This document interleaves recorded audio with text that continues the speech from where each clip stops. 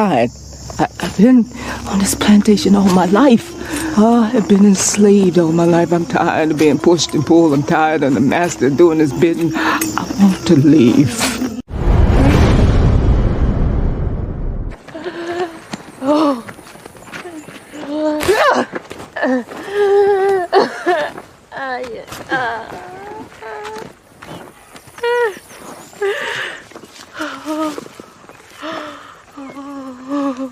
You're doing this to yourself, Pat.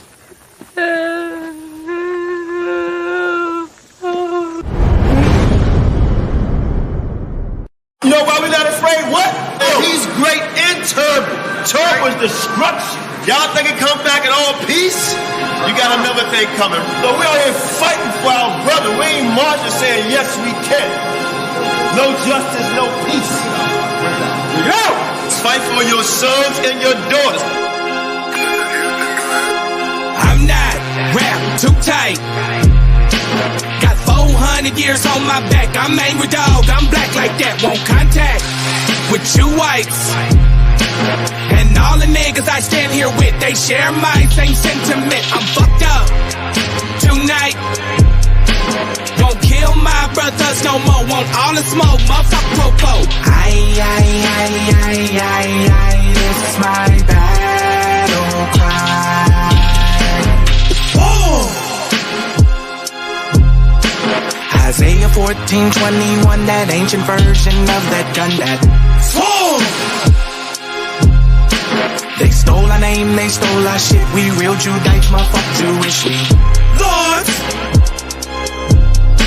Generals, arm your soldiers. We fight tonight like we supposed to. They inherited lies. I'm referring to all whites. I'm referring to riches, white privilege given through genocide.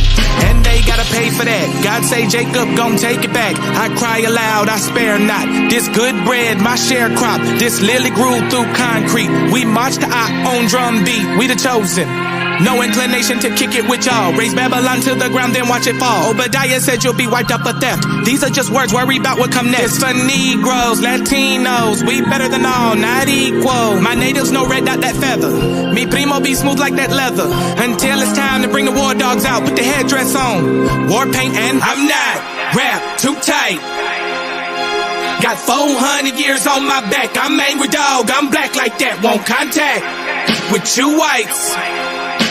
And all the niggas I stand here with, they share my same sentiment. I'm fucked up tonight. Won't kill my brothers no more. Want all the smoke, motherfucker popo. This is my battle cry. I got the spirit of grandfathers past. Front porch sitters, Nat Turner dangerous. A real life illustration of angry and that painting. Of Malcolm staring out the window with patience. One hand on the curtain, right hand on the AK spits. 47 rounds, all to bring down Satan. Same way Abel was killed by Cain. This will be an introduction from the fuck shit into the fire. Probably join the list of artists who died before they retired. Most High said I'm hired. Sire will never spit a line aimed at my kind, less meant to uplift. Toughness will be redefined in my rhymes. A squad of men with the spirit of God, with an affinity to point their weapons not at the brethren but at the enemy. Khaki colored kids, baptized in the flames of combat fashioned. In the trap we escaped, our fate was to be great and noble. Moses reincarnate, so be hopeful and know I bring word from A and O to Pharaoh and white folk, let my people go, cause it's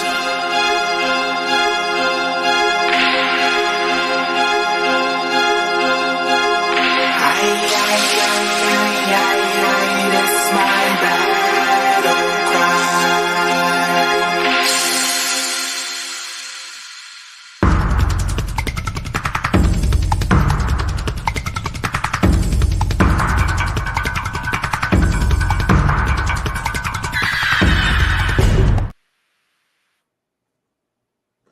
All right, family. Shalom, Most High bless. Thank y'all for FL People's Edification.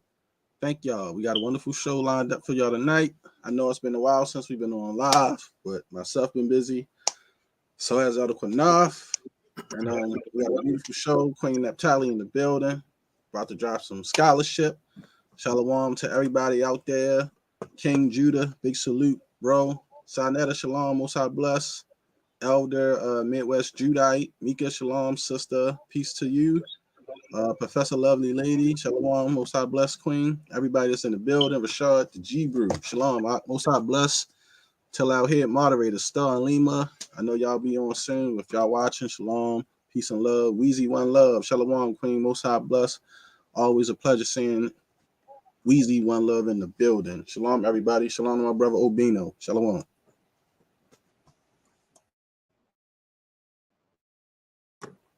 Go ahead, Elder Qanath. I don't know if y'all can hear me. I went internet still slow, so forgive me. I probably can't say as much as I want to say because trust me, it's a lot I want to say. I apologize. I've been off. I've been taking care of some business. We might drop some information at the end of the show.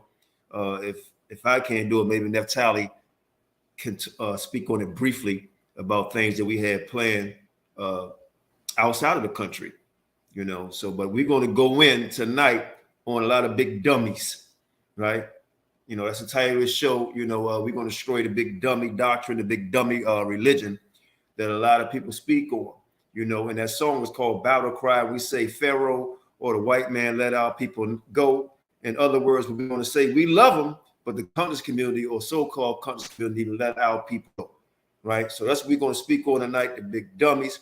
So I want to open this up just for a little humor in the room, right? Because this is a video that's dedicated, dear brother, the what they call themselves, the pseudo killers or whatever they call themselves, right? But we're going to show the hypocrisy and the dumbness and what this man believed in, and the double tongue and what he believed in. But before we do that, I'm going to read the scripture. This Proverbs 1:7. It says, the fear of the Lord is the beginning of knowledge, but fools despise wisdom and instruction. I'm going to read it to you again. Proverbs chapter 1, verse 7. The fear of the Lord is the beginning of knowledge. Knowledge. That's how you get knowledge. You got to fear the Most High. But fools despise wisdom and instruction. So Shashan, play that beautiful videotape of our dear brother, West, obviously, because he said he's not a scientist and it's proven in the things that we're going to show tonight. So can you please play that video footage of our dear brother, West, singing to the conscious community? I'm a dummy. My IQ is low and my grades are crummy. I'm behind in arithmetic. My science project made me sick. I haven't learned much history because the book's too hard to read. Because I'm a dummy.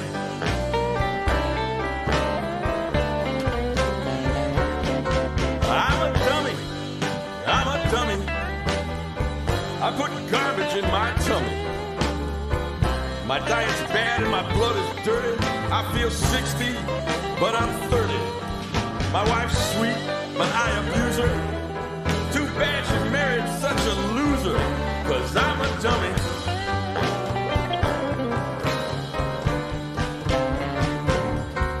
I'm a dummy.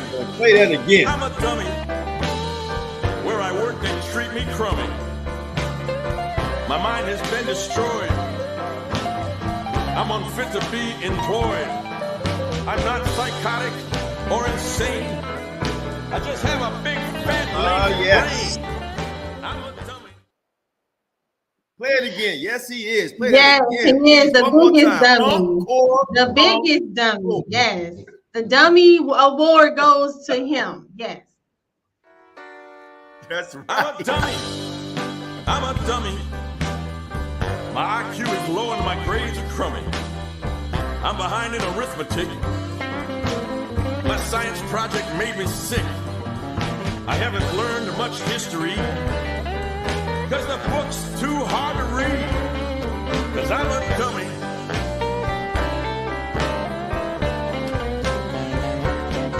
I'm a dummy.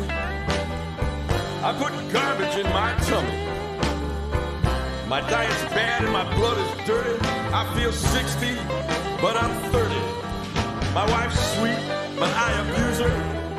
Too bad she married such a loser, 'cause I'm a dummy.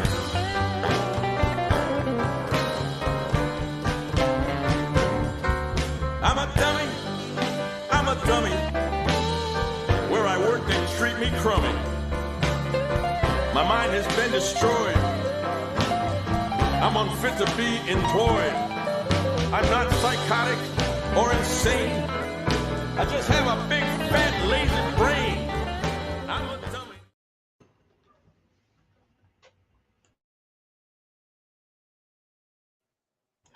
Wow, again, the biggest dummy out there. But I want to say shalom and most high bless everybody out there in the chat. Yes, I'm coming through with the smoke today. Why am I coming through with the smoke? Here, share my screen real quick, Sharshay.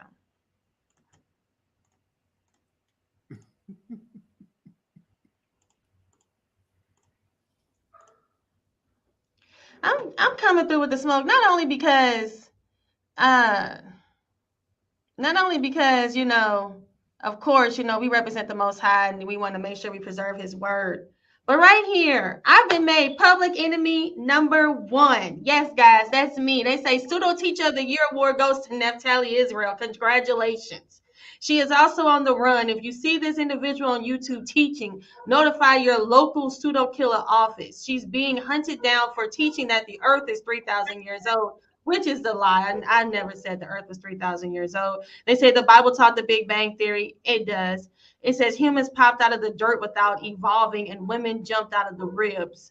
They want to make it sound crazy like the humans dropped out of the dirt, but you teach that fish jumped out of the water and then transformed into humans.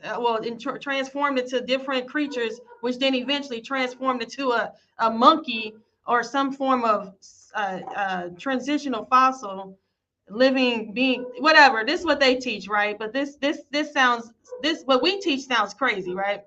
Then it says the Bible has no mistakes, which it does not, and geology is not real, which I never said. And it says, last but not least, bringing discredited European creation science.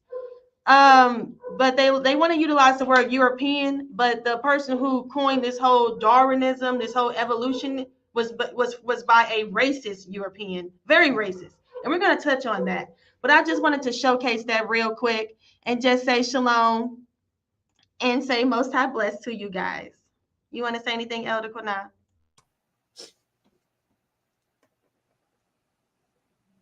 No, go for it because I'm lagging. I bought this Ethernet cord and I'm sure I'm still running behind. So go ahead. Share a lot of stuff.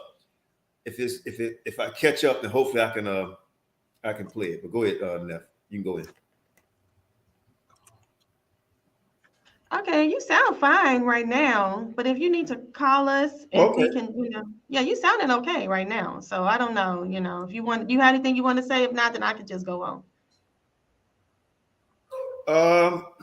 You go ahead. You go ahead. Okay, did you have anything you wanted to say, Sharsham, or you good? You know what? I'm about to look for Qanath stuff. So you can go ahead and start, sis. I'm gonna just sit back, and if you need me to do whatever, share whatever, I'm gonna be right here for a minute. So I'm gonna get his stuff together. So go ahead. I do have one thing I want to say. When y'all saw the intro of Unc West being a big dummy, and y'all saw the big white man, the old white man, that's his God, right? In the video that he done, that's his God, and he said that man cannot be refuted, right? And I got the evidence showing where the other scholars refuted him, and he went back and changed his mind and tried to find another doctrine, and his doctrine is Darwin theory, right? That's his doctrine. The guy that he believed in, this whatever religion he believed. I don't know if he was Catholic, Methodist, whatever he was. I done research on him. I guess I do, right? But this man believed in the Big Bang theory, right? He believed in philosophy, right? And the other scientists and scholars proved him wrong, and he ended up agreeing with him. I have all this information, right? He took this man to God. I got everything you sent me pulled up now. Okay. What I'm gonna call the bar because I'm need to read some of this stuff for me. But go ahead, Neff. Okay. You go ahead and let's Neff. I think I sent it to you too, Neff. But go ahead and do your thing. All right, guys, let's go. Go ahead, So I'm getting ready to present my screen, and I'm getting ready to start. I prepared a little something. I'm not going to go in too long because we're going to, this is just having a little fun today. But let me go ahead and share my entire screen. Shalom, Sister Nandy. Most are blessed. Yes, and shalom to everybody in the chat. Thank you guys so much for coming out and supporting us. Hold on, Naphtali. I'll share it when you put your right screen up because you got the stream. You're sharing the screen, y'all. There you go. Okay. All right, can you see my screen? Yep, you good. All right, guys. So I like to start off with this scripture. Qanath, he started off with a really good scripture, but this one also is just to let me back off of that. Psalms 14:1. It says, "The fool has said in his heart that there is no God." So the Most High, like the Most High has said, there is nothing new under the sun. This whole theory of saying that there is no God, all this stuff, this new philosophy that they're thinking that they're bringing to the table, is nothing new. The Most High already knew that. I guess back in those times, they were trying to say that there was no God. And that's why the Most High says here that the fool have said in his heart that there is no God. They are corrupt. They have done abominable works. There is none that doeth good. And I say this, I believe the Bible to be the true and the authentic word of the Most High God. And I also believe that the Most High should get credit and all the glory for his creation. And that's a fact, right? Nothing else, nothing less, nothing more. He should just get all the glory. Con, I agree. Let's go. Because we can't create anything. No.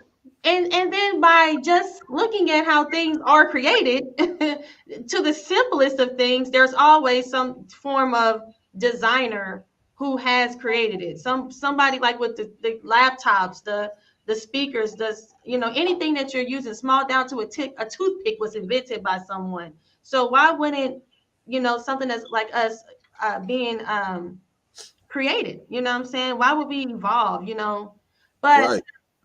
Like we can't create something out of nothing. Like you just can't create something and nothing. Like something new that nobody never seen before. A whole new creation, man. Everything we on this earth, if you don't take something that's already on this planet, you creating something out of something that's already here that's been formed. Facts.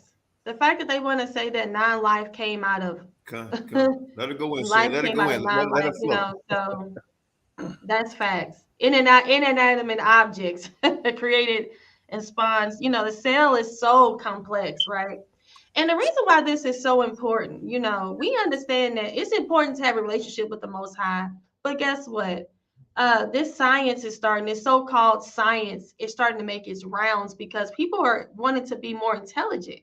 So here we have Stephen Hawking, who was considered to be, very smart, right? And they said, and Stephen Hawking says in the final book he says, there's no possibility of God in our universe. He says, I think the universe was spontaneously created out of nothing, according to the laws of science. It says, Hawking, who died in March, wrote, if you accept as I do, the laws of nature are fixed, then it doesn't take long to ask, what role is there for God? Now, Stephen Hawking was regarded as one of the most brilliant theoretical physicists in history. So a lot of us are looking at these people or looking at, trying to educate her. I don't mean to interrupt you, right? No, go ahead. Let's do it. Let's flow. He said that, right? But why that nigga couldn't heal himself? He was cursed on this earth with a crook body, could barely speak and had shit around his head. The man was completely fucked up. But he don't believe in a God. But he couldn't heal himself. He couldn't heal himself. He couldn't fix his body. Please. He couldn't do nothing to help himself. He just was miserable. Exactly. Look how he had to live his life. He had to live his life. But that's what the problem was. Come on. He ain't fooling nobody, right? But this is what it is that he's considered to be one of the most brilliant theoretical physicists in history. So people are looking at this and going like, well, this man is so brilliant. He's so smart and so educated. And they say his works on the origins and structure of the universe, from the Big Bang to the black holes, it says revolutionized the field, while his best-selling books have appealed to readers who may not have Hawking's scientific background. So a lot of us, us as just Black people and just as us in general want to get more educated. We want to, expand our horizons, because they always deem and accredit people who are religious to be people who don't have very much knowledge. But like Qanath said, knowledge begins with the Most High. It starts with Him. That's how you attain it. That's how you acquire it. Knowledge comes from the gods. That's a fact. And all civilizations have accredited. Now it may not be the Most High God, but they have accredited a God to giving them their knowledge. And the thing is that is found all throughout history. But these people here are trying to change the narrative of that. Here we have Richard Dawkins, and it says that Richard Dawkins, he's saying that this God is a pernicious delusion. The existence of God is a scientific hypothesis. The religious claim of an interventionist God who answers prayers leads to a very different world from one without such a God. If God communicated with humans, the fact would not lie outside of science. So he's saying that God is a delusion. It's a delusion to believe in God. So a lot of our people are looking into this information because these people are considered to be accredited with knowledge and information. But the truth is, these people are just unhappy and they're just miserable. They just are mad at the Most High, right? So this is the number one reason. It says science is a fact, not a belief. A lot of us was taught that science is the search for truth and knowledge. Originality and autonomy are its lifeblood. Science only becomes science by a bona fide treatment of data, facts, and intellectual property. This is what a lot of us were taught. We were taught that science is the pursuit of truth, and that everything that they're doing in science is that they're proving it by, the scientific method and all of that. But I want you to play a clip for me, Sharsham. Let's hear what Ankn has to say about what science actually is. You need me to stop sharing my... With your beliefs. That's crazy. Science is not a belief. Like we're sitting here not even understanding science. Science works with approximations. Science is not interested in finding the truth. Science is not interested in finding the truth. We will leave that for all the religions around planet Earth, and they all claim to have the truth. So approximations, it's approximate. It leaves room. Did you guys see that? Did you guys hear that? So right here, this is a huge contradiction. Remember, this right here says that science is the search for truth and knowledge. But we just heard Ankn, who just said that science is not on the search for truth. It's not about the truth. If you want me to. I'm sorry, what'd you say, Sharsham? I said I'll play it again if you want me to. Yes, play it again, please, because I want people to make sure they catch what he's saying and how it contradicts with what we were taught originally. With your beliefs. That's crazy. Science is not a belief. Like we're sitting here not even understanding science. Science works with approximations. Science is not interested in finding the truth. Science is not interested in finding the truth. We will leave that for all the religions around planet Earth. So science is not interested in finding the truth.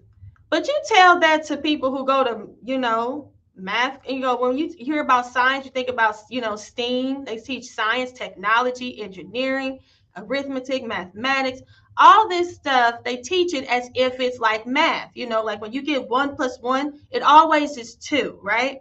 But the thing is that that's not what's going on with science. And they're actually changing the definition of what science is, because they're starting to be more realistic and say, hey, well, we're not about the truth. We're trying to get approximations. But guess what? We're seeing that the Generation Z, which is our new generation, right? The new generation, they're twice as likely as adults to say that they are atheists. Atheism is on the rise. And the generation that's coming up behind us, our youth, are becoming more atheist. They're saying that there is no God. Because remember, we believe that science was the truth, right? And religion is belief. But what Ankn said was that, hey, science is not the truth. But we see in our generation, our next generation are going atheist. Right here in the Essence magazine, they say the number of Black atheists is on the rise in America. Are you tolerant of non-believers? Right here, Black people are putting down the Bible and they're uplifting this atheism because people are in search of truth. That's what people want. They want the truth, and people saying that science is the truth. But why is Ankn saying that it's not? Because here's why. This is according to Forbes. It says, and all our models and their theories are representations of approximations of reality as we see it. So remember, he said that it's approximations.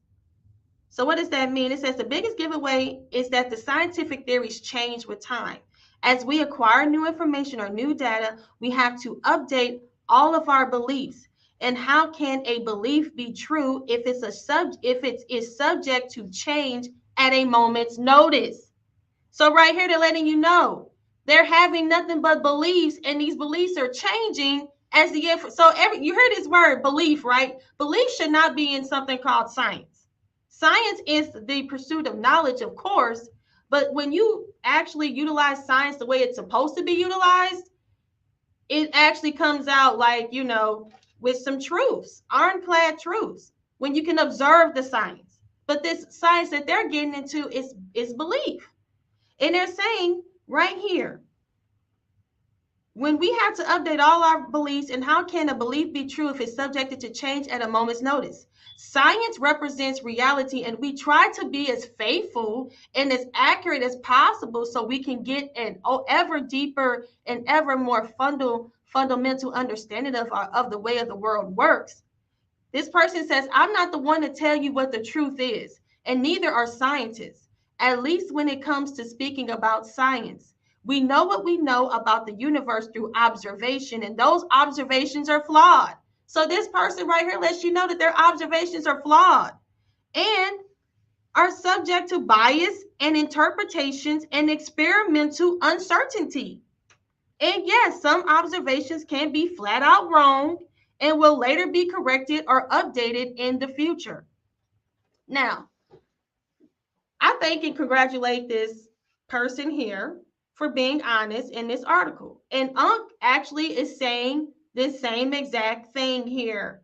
But the problem is that's not what was taught 5-6 years ago. They taught science as like when I showed you in that first, and let me go back to that because I'm going to show you guys again. Let me go back to that slide. Right here. Science is a fact, not a belief. Science is the search for truth and knowledge. But hold on. But when you go here, it says it's a contradiction.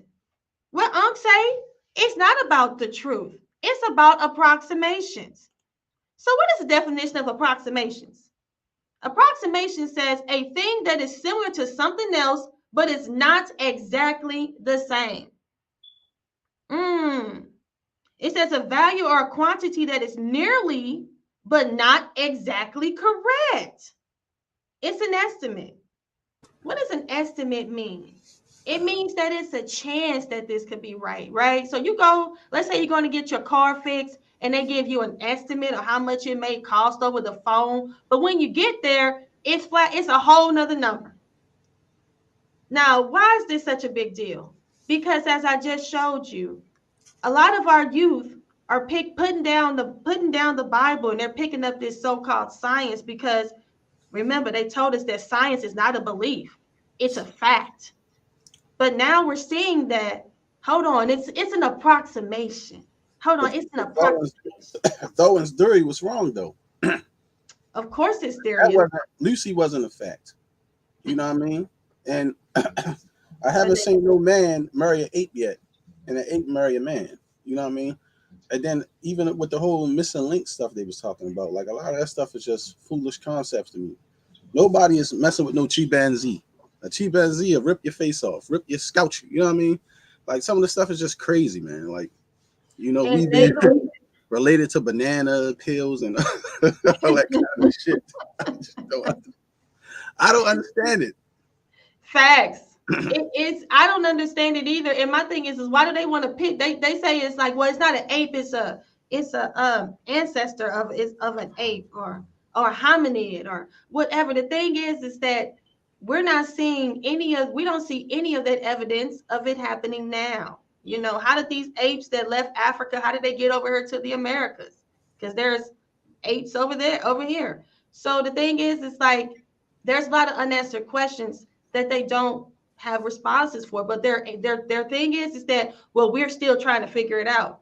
No. We don't have time for that. Especially when, remember I talked to you guys about the Generation Z putting down their Bibles and they're picking up evolution, right? Mm-hmm. But guess what? Gen Z is also waging a battle against depression, addiction, and hopelessness. They say for people ages 10 to 24, the suicide rate increased almost 60% between 2007 and 2018. They say, according to the Center of Disease Control, Emergency Department visits for suspected suicide attempts among adolescents rose 31% from 2019 to 2020. The CDC also reported, during a crisis of this magnitude, inertia is our worst enemy. That's not a coincidence, is it? They put your Bibles down there. They're saying that there's a rise in atheism, and now there's a rise in suicide. What's up with that? Right. See, my thing is, okay, you could not believe in a higher power if you want to, right? Or then some people who are atheists will say, well, I am God, I am the creator. But then why you die? Why you die then? Why you don't live forever if you're the creator of all these different paradigms and universes and stuff that you believe in your head, and you can't do none of it? You know what I'm saying? Why you under subjection to rule? Why you a slave? Why your people slaves if we gods? You know what I mean? Like, give us a reason why. Like, we know why we in the condition we in. You know, we know what our books say, that we are gods, but we are die like men. So we know what our ancestors wrote for us in our scriptures. That's but right. You can't give us an excuse on why. You know what I'm saying? And if you are God and you created all and we did all this, then why can't you go and control the lion in the cage that's willing to eat your ass? If you created it or you formed it in your mind or whatever, you know what I'm saying? Or you got all these different powers or beliefs, and we close to all these different animals. Why can't we control them if we the gods and the creators of all things on this planet? Because a man can't do nothing. You know what I'm saying? We ain't stronger than an ape. We ain't stronger than a monkey. You feel me? You got some of these big bulls that can maul you and kill you, depending on how strong their bodies are. So, you know, if we supposed to be the most intelligent beings of the planet, and this is what I'm trying to say, we live in a world within worlds. We cannot live in the sea world. The world of the sea with different whales, sharks, different species, poisonous fish. We cannot live in that world. The world of the insects, that's a totally different world. We cannot live in that world. We live in a world within worlds. The world of the fowls of the air with the birds, how they live, we cannot live in that world. So how are we a God if we can't even experience all these worlds that's created in this world that we live in? When you fly, you see the clouds in the air, that's a different world. It looks like a different place when you up 50, 60,000 feet looking in the sky and looking out the window. It looks nothing like what you see when we on the ground, on the surface world. So some of the stuff and the way that people talk, it's just strange to me, because I'm like, well, we can visit these worlds, but we didn't create these worlds. That's and we can't even live in these worlds or be a part of these worlds because of the kind of species that we are. So I don't get it, like with the whole thing about, you know, the whole I don't believe in God thing. And that white guy who they claim that's so smart, I could see why he wouldn't believe in God. Look at him. He was finished from the jump. Finished. But go ahead, sis. All right. So, like I showed you right there, Gen Z is battling against depression, right? And then here we have the University of Houston. Suicide rates have increased dramatically among African Americans. Remember, guys, at the beginning, I showcased how Black people are now becoming more atheists. Well, guess what? We're committing suicide. And that's not even a Black thing, right? That's not even our thing. Even during slavery time, we didn't commit suicide like that because we always had a purpose, right? We always had a goal. But when you eliminate God out of your life, it eliminates your purpose. You don't have any purpose. You have nothing. And like I said, the scriptures spoke to us.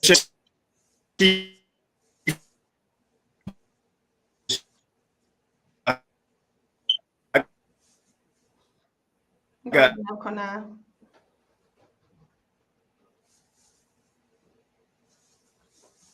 Okay, well, we're gonna wait to see if Qanath gonna come back. But right here, it tells you suicide rates have increased dramatically among African Americans. It says over the last decade, suicide rates in the United States have increased dramatically among racial and ethnic minorities and Black Americans in particularly. Suicide deaths occur across the lifespan and have increased for Black youth, but the highest rate of death is among Black Americans aged 25 to 34 years of age. So yeah, with this so-called awakening, the so-called knowledge, the so-called information, right here we see it's taking a turn. It's taking a toll. If knowledge is, if you're increasing information and we're getting all this knowledge and we're getting smarter, we're supposed to be all this and all that, then why are we killing ourselves at an alarming rate? Okay, that right there doesn't make any sense. So anyway, I have another clip I want to show. I don't think you guys have it, so let me stop sharing my screen and I'm gonna share another screen here because these people here. Again, these people are professing themselves wise and became fools. They're not very smart and they're not very intelligent. They're teaching you about approximations. They're telling you to put down your God, but there is no proof to discredit your God. And then on top of that, there's no proof to credit the information that they have. It's just a mess and it's just a flop. So let me get prepared, and you guys can take over while I get this clip up real quick. Just a second. Let me stop sharing my screen. Oops. Because I want to showcase something that they're also saying. So go ahead. Let me get something set up real quick. Qanath, you there?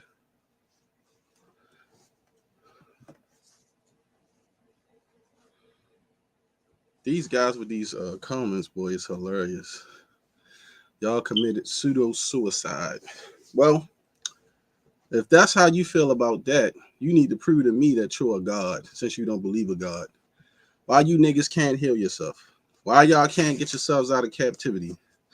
Why you can't do better? Prove to me that there's no gods or any type of spiritual divine that people can use. Sure, just log off, brother. Listen, if panel will be open, we can discuss it, Kent. I ain't got no problem. But trust me, man, I'm stuck on my square. Ain't nobody in any type of belief can knock me off on anything that y'all believe. That shit I don't care about that. What you don't believe, or you thinking that you can go against the Bible, come up with a million verses, say this, say that, and thinking that's going to discourage me from believing what I believe in. I'm hard stuck on knowing who I am. And I don't give a damn about no pseudoscience, no monkeys and apes and people coming from bananas and chimpanzees. For all that, y'all should go have sex with monkeys if y'all believe that these are our brothers and sisters and we fellow beings. Why y'all don't have family reunions with them? Why y'all niggas ain't mating with them and shit like that? You know what I'm saying? Y'all ain't doing none of that kind of behavior. But you telling people that they crazy.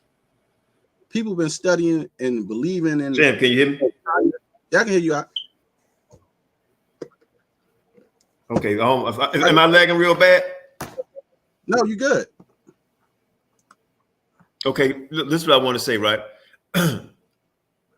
We about to bring out something, right? Because I'm gonna prove that his grandmaster teacher is a white man, right? His grandmaster teacher is a white man, and we're gonna prove his grand teacher is wrong, right? So far, Naphtali doing a good job shutting them down. You know what I mean? And she's gonna continue to go in, you know, but. Overall, this is not to slander or anything, right? But everybody that's listening and that was on that show last night and all the crap that this dude been talking, Naphtali, you done scared him because on the show that he was on last night on Saturday of the show, he's trying to get somebody else now to debate you. He's trying to get somebody else now to fill in his shoes because now he didn't some shoes or he didn't step in some drawers that's too big for his ass, right? So now he's trying to go someplace else. Most High bless Arlene and everybody in the chat I missed. You know, now he's trying to run and get somebody else, you know, in the line of fire. But issue is going to get you. Is going to get you. So we're going to let you finish because I got to bring out something too. I may need something for me, Naphtali, because my brother Dex doing something. We got a meeting after the show about we'll be planning on doing this something serious. So go ahead, so you can finish going in. Oh yeah, I'm That's just right. getting started. I'm just True. getting You're welcome. started. Come on, So Tupac. I'm just getting started. But let me go ahead and share this right here, guys. So Mhm. we just getting started. We're gonna go in. I just was sharing some little statistics with you. But let me go ahead and share this clip with y'all. Can you see my screen? Yep, you up, sis. All right, let's go. I mean, but she did say dinosaurs are dragons.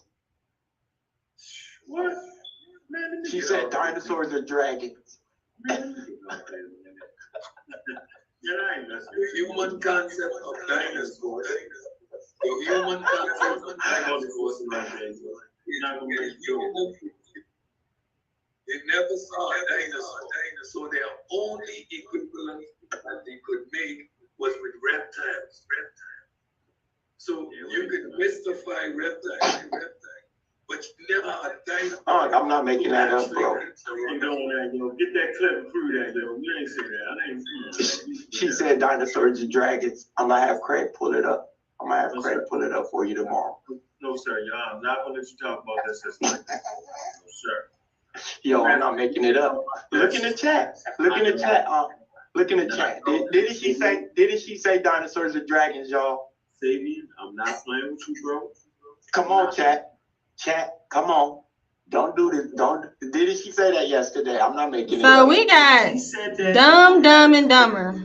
We got Dumb, Dumb, and Dumber. Dinosaurs are dragons.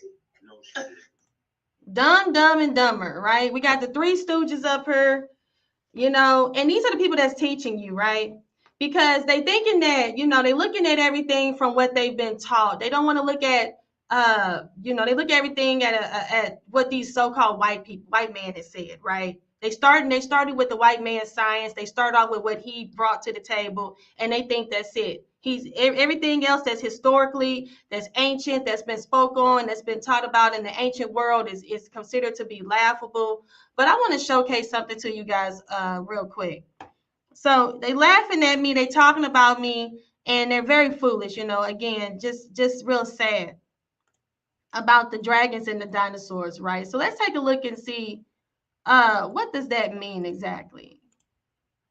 Let me share my screen. All right.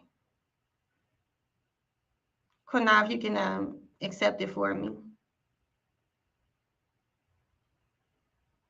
Okay. Now, dinosaurs. The word dinosaurs is a new word. Very new.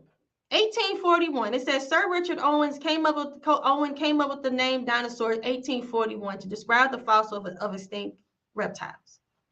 So before they were called dinosaurs, what were they called? They were called dragons.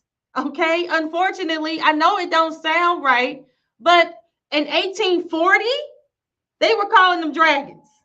In 1841, that's when they started to call them dinosaurs. So when they want to get up here and act like it sounds so crazy and so foolish, and they still talk about dragons. Okay? They still talk about dragons, like the Komodo dragon, for instance. That is called it's an actual, lizard, and it's called a dragon. They named it that. But when you look at what the etymology of the word dinosaur is, right? It says here, the word dinosaur just means terrible lizard. That's all it means. Dinosaur just means terrible lizard. When you look at the word dragon, it just means giant serpent. Kill him, Naphtali. Kill him. Huge serpent. Huge serpent. Terrible lizard. Which one? I mean, what they laughing? Kill him, Naphtali. Kill him. Tomato. I mean, what is it? These people, like I said, professing themselves wise, they became fools. They so stupid. They get up here, they making jokes. Oh, did she really just say dragon? I'm gonna play it one more time for you because exactly. It shows their ignorance, and it shows you they don't have no type of knowledge. And these are the people that people want you to follow them. No, don't follow these people. They're ignorant. They don't know. They the Three Stooges, just slap them all across their head. Dummie. Pop, pop, pop. Dumb. Get out of here. Talking about some dinosaur. Dude, dinosaur, that huge lizard. Dummie. Big, exactly. Big dummy. We have the right clip for them, right? But let me share that clip for y'all again. Listen to what they're saying. Look at them. But she did say dinosaurs are dragons. Oh, that one guy, he gonna get a 2 food hammer. I guess they didn't know. Dinosaurs are dragons. I guess, you know, they didn't know. Sonetta, I guess they don't know. One concept of dinosaur. The human concept of dinosaur. You said something, Qanath? Oh, okay. No, go ahead. I'm just laughing. They never saw a dinosaur. Their only equivalent that they could make was with reptiles. Oh, they never saw a dinosaur. But when you look at the word dinosaur, which is only a relatively new word, you look at the etymology. We're not just speculating here. We're actually utilizing real sources. It says huge lizard. That's all dinosaur means. And then when you look at what the word dragon means, it just means huge serpent or a lizard. It's the same exact thing.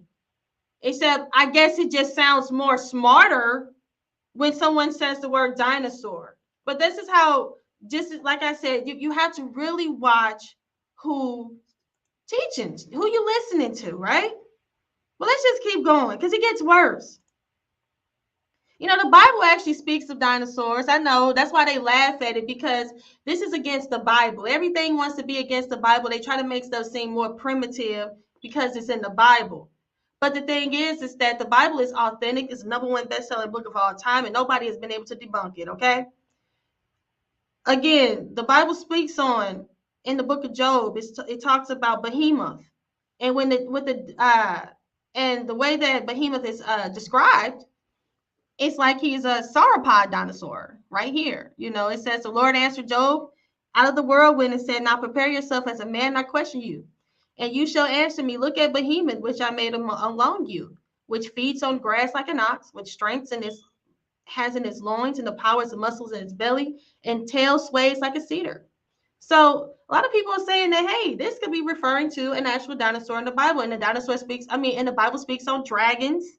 But guess what? A dragon is, before they coined the term dinosaur, they were utilizing the word dragon, okay? I guess in 1841, that's when the word got thrown out. But newsflash, in 1840 and beyond that, above that, they were called dragons. So people want to sit up around here and act like they're so smart and act like they're doing the thing. Unfortunately, the Bible was written in the 16th century when they were utilizing the word dragons. But if the Bible was rewritten, it wouldn't be called dragon. It'd be utilized the word dinosaur, because the word dinosaur is a new word, okay?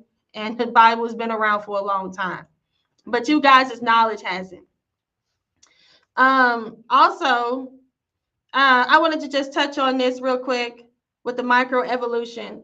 A lot of them get up here and they talk about evolution. There is no evidence of evolution, none.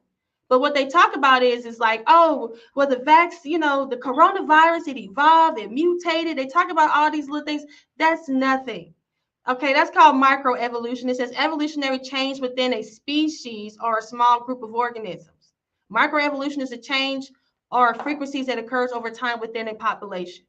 So they talk about things that we see, the small changes. And what are those changes? We see right here, the birds with the beaks. They got short beaks, long beaks, longer beaks, and things like that. And this is called microevolution. And they try to use this as actual evidence to support the macroevolution, which is the change, the dramatic changes. But right here, we have a geneticist, and he says the facts of microevolution change within the species do not suffice for an understanding of macroevolution. So they try to use this as a way to say that, well, we see that these birds are, adapting and evolve, these small changes within their beaks or within, but they're still birds, right? They did not transform from an ape to a human or something like that, right? But this is all they have. And this is the only evidence that they have, but they're not willing to admit it. They're just trying to stretch this little bit of changes that we see and try to make it into something that we don't see.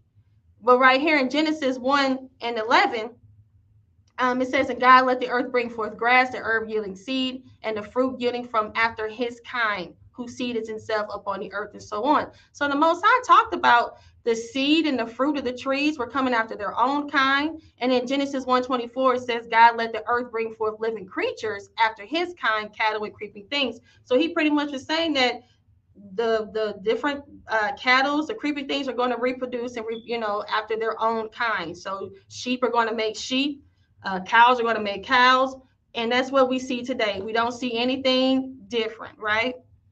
So people like Ankn want you to drop your Bibles and pick up this. Again, talking about this macro evolution. Whales that turn into walking animals. Like, come on, like this is fairy tales. They talk about something that's fairy tales. They want to talk about stuff that's myth, all laughing at the dinosaurs and all this and all that. Talking about stuff is myth, it's a myth or it's mystical. This is mystical. This is fairy tales. This is child's play. This is all of that wrapped in one, okay? We see a lot of whales being born. We never seen it jump out the water and start walking. We have observed whales being born. We observed all types of creatures over thousands of years, and no one has yet seen anything like this happen. And these things are being born every day. Okay, so let's just get into it. Now, let's talk about Darwin's theory and how it helped promote the persecution of the Black race. Okay, Darwin's theory has helped in or promoted actual persecution of the Black race. And this is what they want you to, again, put your Bibles down and pick up. Darwin's theory actually promoted the persecution of the Black race. What do I mean by that? So it says, at some future period, not very distant as measured by centuries, the civilized races of man will almost certainly exterminate and replace the savage races throughout the world. At the same time, the anthropological apes will no doubt be exterminated. The break between man and his nearest allies will then be wider, for it will intervene between man in a more civilized state and some apes as low as the baboon, instead of now between the Negro or the Australian and the gorilla. All right, so what does this mean? This is out of Darwin's mouth. He says, at some future period, not very distant as measured by centuries, the civilized races of man, which mean the white races, will almost certainly exterminate and replace the savage races. What has been going on? These people have been committing genocide. They have been committing all type of heinous crimes against Black people. And this is all because of this is not only because of Darwin's theory, but Darwin's theory is definitely giving them the ammunition to exterminate Black people, because they're saying that we are now, the Negro or the Australian is pretty much on the same level as the gorilla. This is what Darwin is that's teaching. Crazy. This is what the HOK is teaching. This is what the HOK want you to put down. They want you to say that the crux of Darwin's theory of evolution focuses on the elimination of inferior species gradually over time. Remember, this is about the survival of the fittest, the elimination of what they would consider to be inferior species. He says the Negro or the Australian, which some of the Aboriginals, right? The Australian Aborigines are essentially like the gorilla. But let's keep going. So the survival of the fittest is a phrase that originated from Darwinian evolution theory as a way of describing the mechanism of natural selection. So what they're saying is that, if you don't adapt or evolve, and if you can't evolve, then you're going to die out pretty much. And that's just the way nature is. Only the fittest is going to survive. Well, Black people, unfortunately, we're the ones who are always considered to be at the bottom. And guess what? They're saying that, hey, we shouldn't survive. We need to be eliminated. And that was in his own words. And that is called survival of the fittest. It says Hubert Spencer first used the phrase after reading Charles Darwin's On the Origins of Species in the Principles of Biology, in which he drew parallels between his own economic theories and Darwin's biological ones. The survival of the fittest, which I have sought expressed in mechanical terms, is in which Mr. Darwin has called natural selection, a preservation of the favored races in the struggle of life. this the name of Darwin's book was the preservation of the favored races. Who was the favorite races? Does that include black people? No, it does not. But why would he want you to put down your Bible and pick up a book that tells you that black people are on the same levels of gorillas and they need to be exterminated, eliminated, essentially, because we're not going to be able to survive? There was a book called Civic Biology. This is a real book. And it says it's called A Civic Biology Presented in Problems. This is a real book. It says, was a biology textbook. This is a textbook.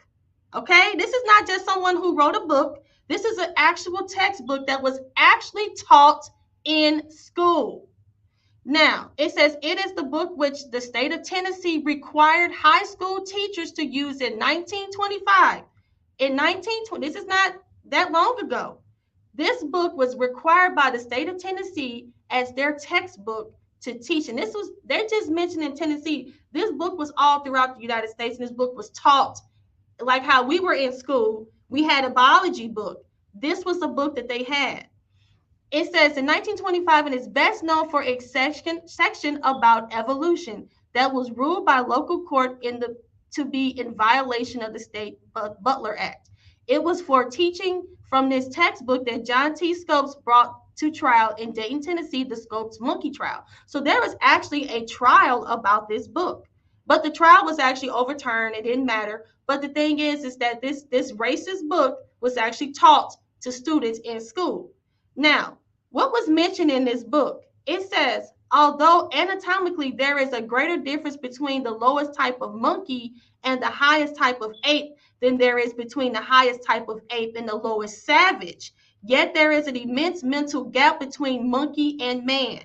So right here, this book was actually taught, an evolutionary book was actually taught in Tennessee. And guess what? It talks about the lowest savage, which is considered to be the black people, right? And this is the author. His name was George William Hunter, and he was a biologist. He went to school at William College, Massachusetts. He earned his doctorates.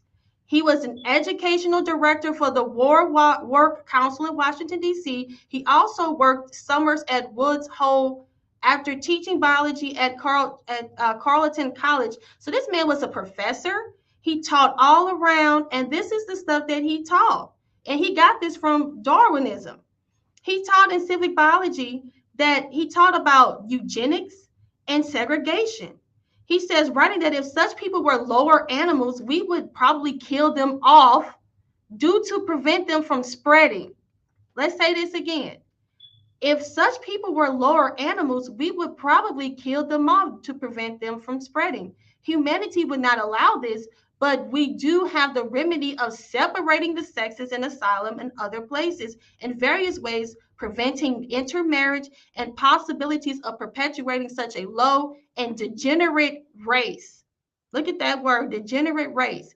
Remedies of this sort have been tried successfully in Europe and are now meeting with success in this country. So this man here wrote this book. He's been teaching, and the states upheld this book where he talked about pretty much black people being lowest savages and wanted to segregate.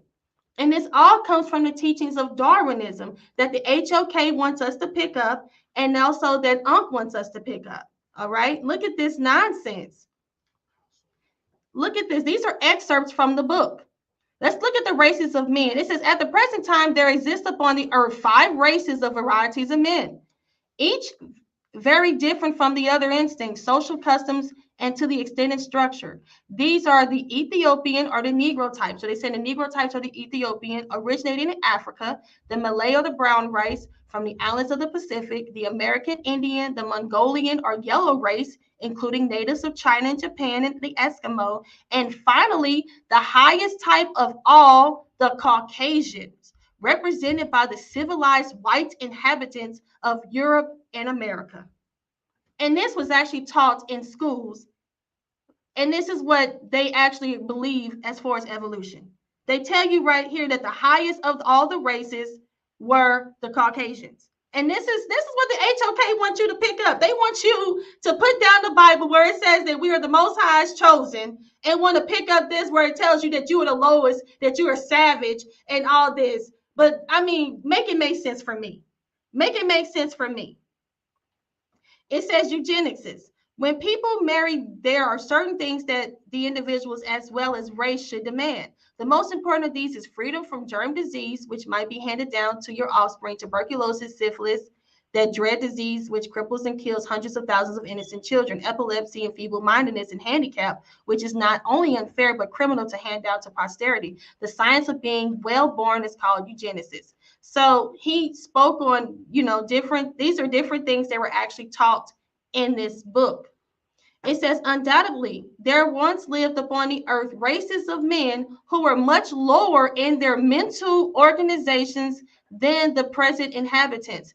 If we follow the early history of man upon earth, we find that at first he must have been little better than one of the lower animals.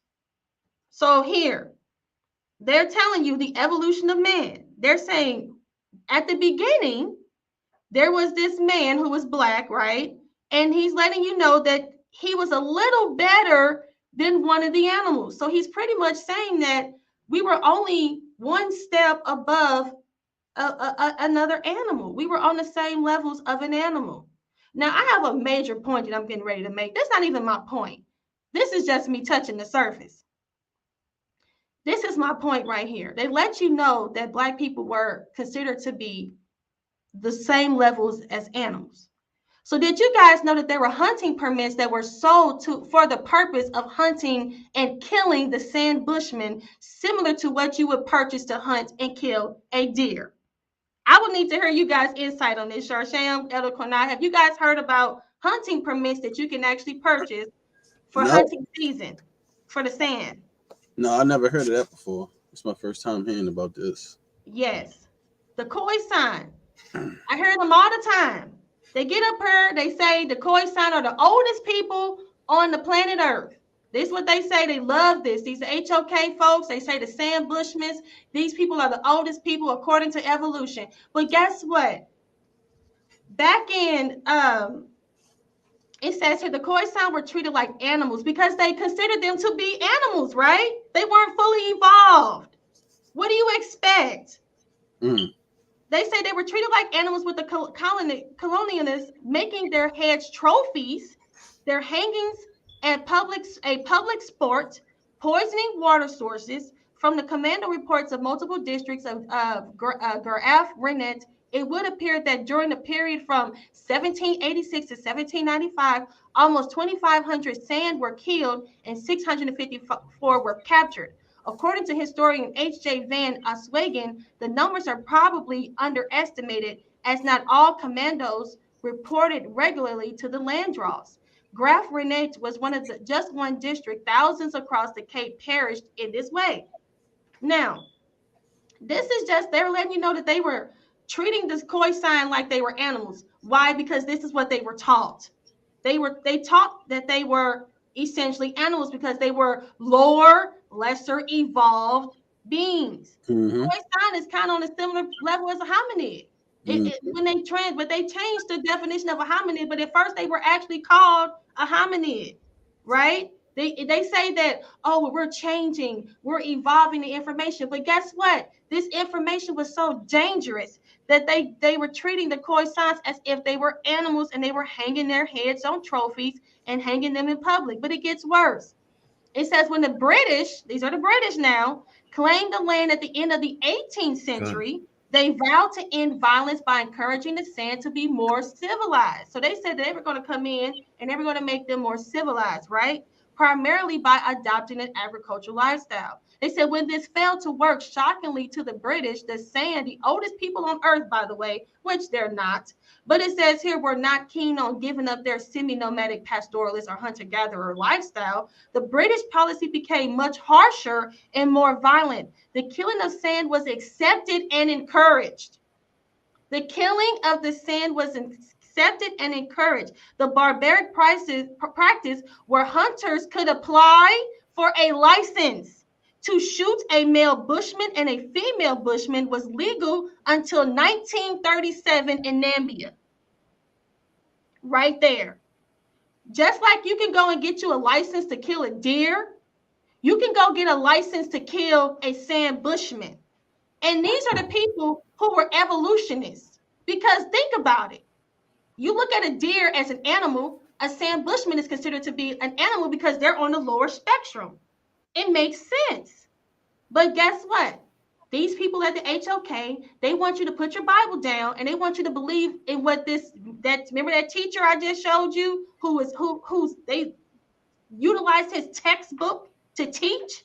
It was lawfully taught in schools that Black people were savages and that we were lower evolved and the highest was the white people.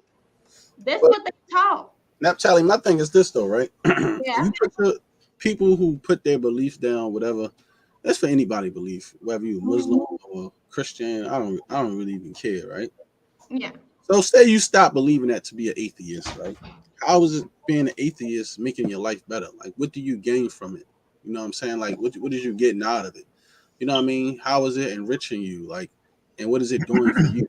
What is the atheist doing for you? You know what I mean? Because being a Hebrew Israelite, for one, is a heritage, it's a lifestyle, it's a way of living.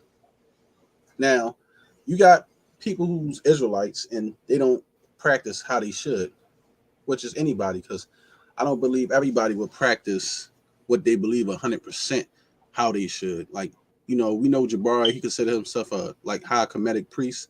That's what the man believed, you know, that's how he lived.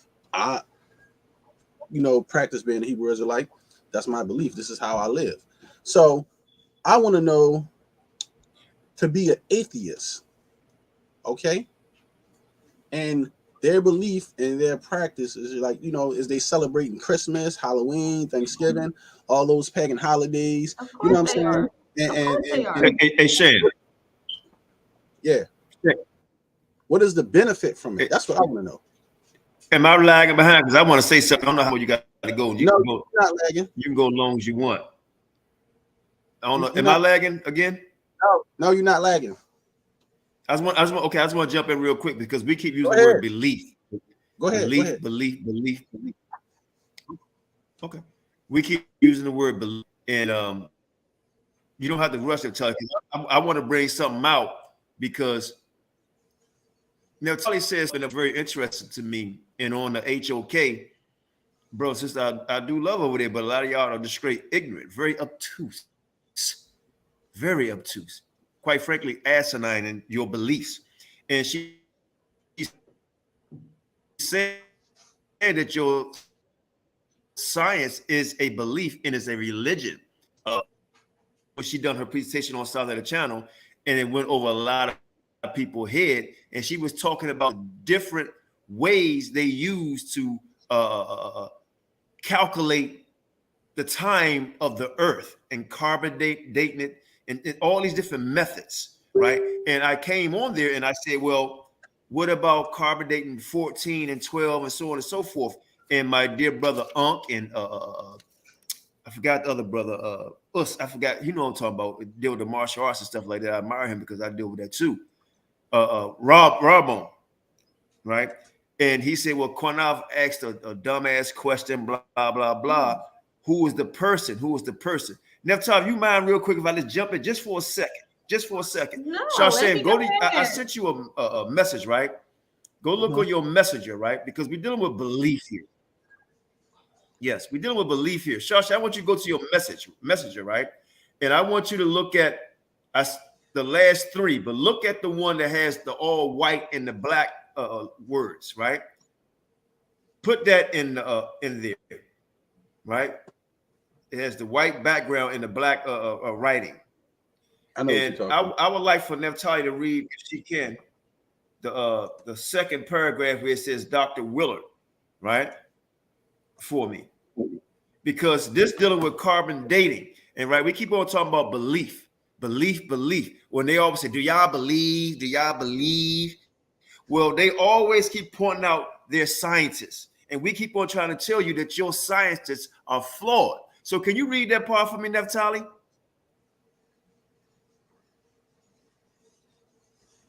Yes. It says Dr. Willard Libby, the founder of the carbon-14 dated method, assumed this ratio to be constant. His reasoning was based on the belief in evolution, which assumes the Earth must be billions of years old. Assumptions in the scientific community are extremely important. If the starting assumptions is false, all the calculations based on the assumption might be correct, but still give a wrong conclusion.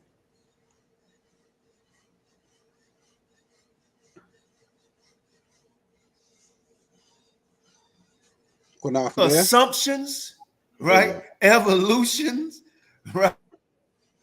Belief, which is not fact, right? So the person that came with carbon, right? He believed in what? Evolution, right? A theory, an assumption, right? So it's not factual. It's not true. It's a guess. Right? This is the person that came up with carbon dating that kept on believing his God. Right? Dr. Willard Libby, right? His reasoning was based on what? A belief. A belief. A belief in evolution. Believe. Oh, y'all believe in your spooky God. Y'all believe in Yahawashi, right? But Naphtali brought out earlier, what did she bring out? Scientists looks for truth. But according to Dummie, West says they do not. But I can ask anybody that's listening and give you a calculation in many forms, we will come up with the same answer. And let me prove it. 1 + 1 is what? 2. 2. 0 + 2 is what? 2. 2. You can come up with many different ways to do it, but get the same answer. But in their carbon dating, in their calculation, in their science, they always come up with an assumption, right? Approximately something. 0 + 1 is what? 1. 1 + 0 is 1. Different methods, same conclusion, same fact. But you cannot deal with a belief. So your pseudoscience is just that, science. The scripture tells us the science of this world is what? Foolishness unto the Most High. So you can deal with all the buffoonery all you want, but your belief on carbon dating is just that. Carbon dating. I'm sorry, Naphtali, go back in. I just want to get that out. I got one more for his narrow ass. But go ahead, sis. Go ahead, champ. So, as I was saying before, though, right? How if people who's leaving whatever belief they are leaving, and we're not just going to speak on Israelites, anybody, I don't care what your denomination is or whatever belief you got or religion, because I don't believe in religion. And being a Hebrew Israelite is not a religion. It's a way of life, a heritage, a bloodline that the Most High gave us. I don't believe in religion. And me being a Hebrew Israelite is not a religion. I think it's like a religion to some because they made it into like a religion cultist type practice and the way that they practice it. But for me, I don't look at being a Hebrew Israelite as a religion, period. It's who I am as a national nationality, national origin of who I am. That's how I look at it, and a lifestyle that I live.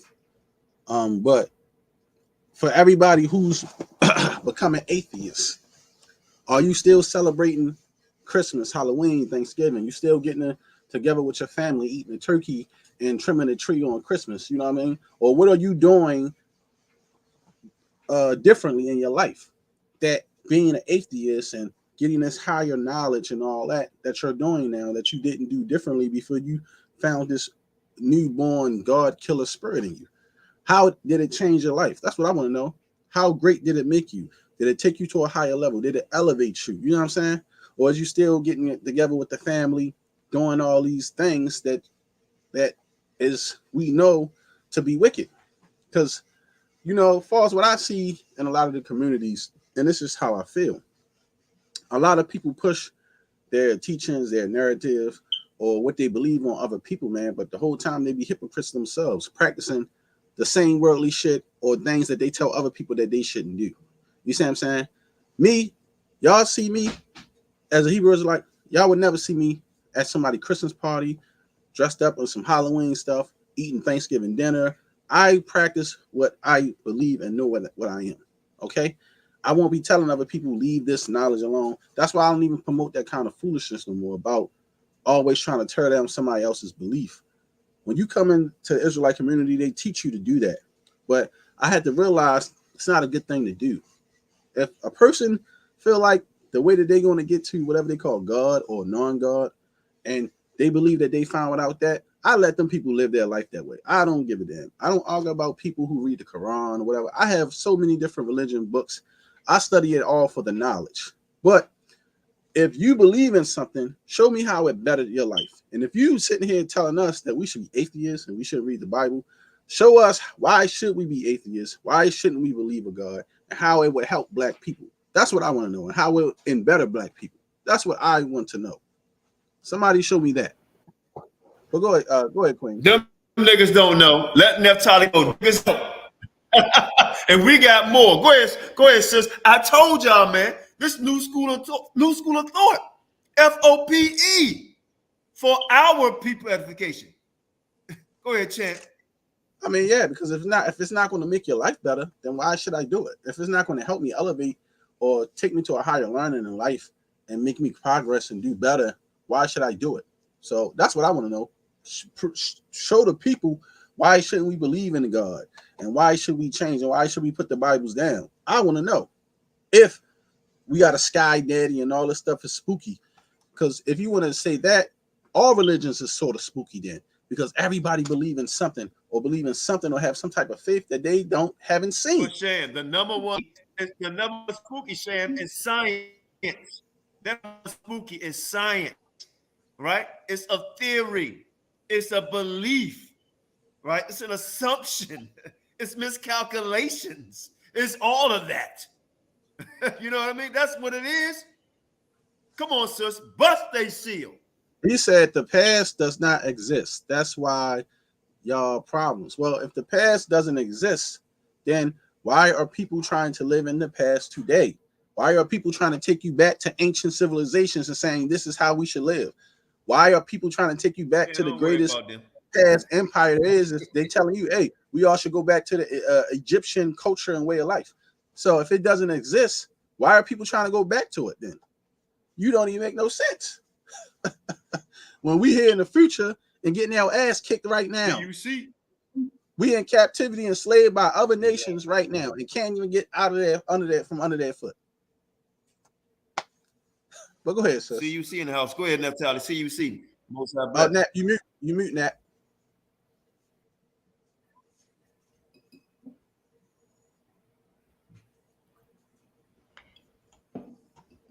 Yeah, that's why they're able to they ignore the past. No one else ignores the past. If you look at the certain community, the Ish community, right? I'm not going to say them because they're very protected.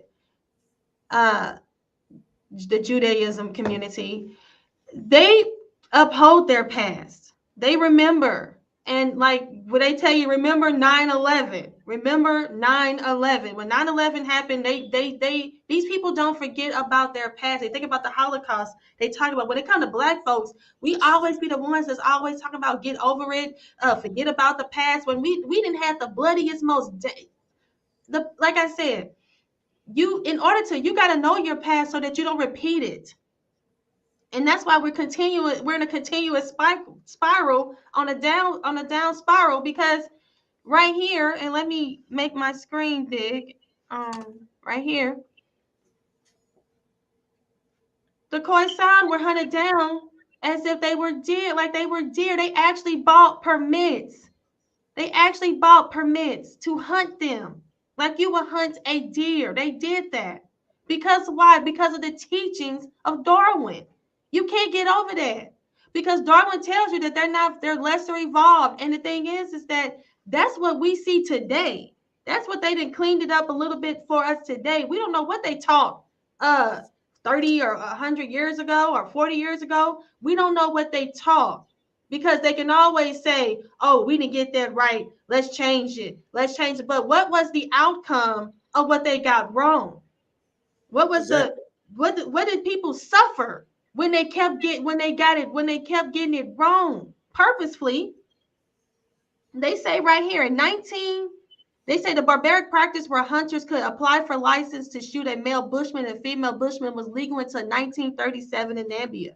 In 1936, the last permit to hunt khoisan in Namibia was issued by the government of South Africa. This was issued by the government. And I'm going to show you guys a museum that's present in South Africa right now. And I'm going to show you what the museum is showcasing in just a second. But right here, as you see, the museum was the government of South Africa was issuing permits to kill, to allow you to shoot and kill these khoisan people. Men, women, and children. And they get up here and they talk about, oh, your God did this, your God did that. Look what these people did in the name of Darwinism. They did far worse. It says the khoisan label later came to be widely resented, especially from the 1980s, for its neglect of their distinct identity. During apartheid, Abattoirs were forced to register as colored. There are a few khoisan in South Africa today, but hardly any San people. The San had to flee to Namibia, Botswana, and Angola to survive extermination by the settlers. Now remember, I'm going to go back because I want to give you guys a quote that Charles Darwin himself had said. Now remember, the poor soul, the San people had to serve. They had to leave because they were being exterminated. But look at what Darwin said. Let me go back to what Darwin said. He said, at some future period, not very distant as measured by centuries, the civilized races of man will almost certainly exterminate and replace the savage races throughout the world. This is a real quote from Darwin. And what happened? This is the future. In 1936, it says here, the San had to flee Namibia, Botswana, and Angola to survive extermination by the settlers. What more do you need, right? But guess what? I got more. Because you always need more, because Black people really don't really care about other Black people. That's just a fact. In the days of human zoos, why do you think there were human zoos? Why do you think that there were human zoos? We hear about human zoos. We know about human zoos. We had them here in the Americas. That's part of our history. Right here in St. Louis, at the World Fair, they had a human zoo.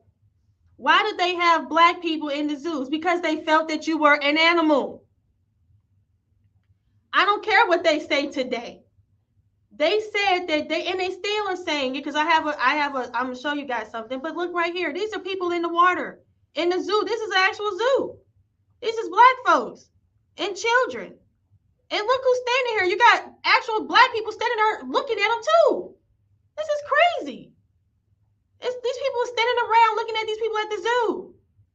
Here it is again. This is a woman and her child in an enclosure. They said, luckily, human zoos started to wear off in Europe after the Second World War. Ironically, Adolf Hitler was the one to ban them. Isn't that interesting? Adolf Hitler was the one to ban the zoos. This was an actual flyer. The Hottentots. They had the Black women's derriere, our bodies on display. I had actual images that I could have showcased of us, Black women in the zoos. Yeah, this looking like Hooters, right? Hottentots, Hooters. They showcasing these women butt naked, and they showing them in the zoos. And we know about the one, most famous one, right? The sister. That's what they were showcasing of us. Because why? Because we were considered to be savages, because we were considered to be animals, because we were considered to be, I mean, it's like putting a giraffe in the zoo. They considered us to be on the same level as a giraffe, as the same level as a monkey, as the same of a gorilla. It's the same thing because of what Darwin taught. His philosophy is why we were there. But people want you to ignore the past, ignore the our people being in zoos, ignore people being hunted down with permits and legally able to be shot and killed, and they hung their body parts or whatever. Like you take a deer's head and they hang it up on the side of the wall. Well, they had a person's head, a black person's head on their walls. But this is what they want you to be taught. So right here, this is actually an exhibit actually found currently in the South Africa Museum. There's right here, they show you the Homo sapien is a white man. You have to laugh for that. You can't make this up, man. This is real. This is real. This is current too. I know I went That's up, shock up, Starnetta. That's all of them.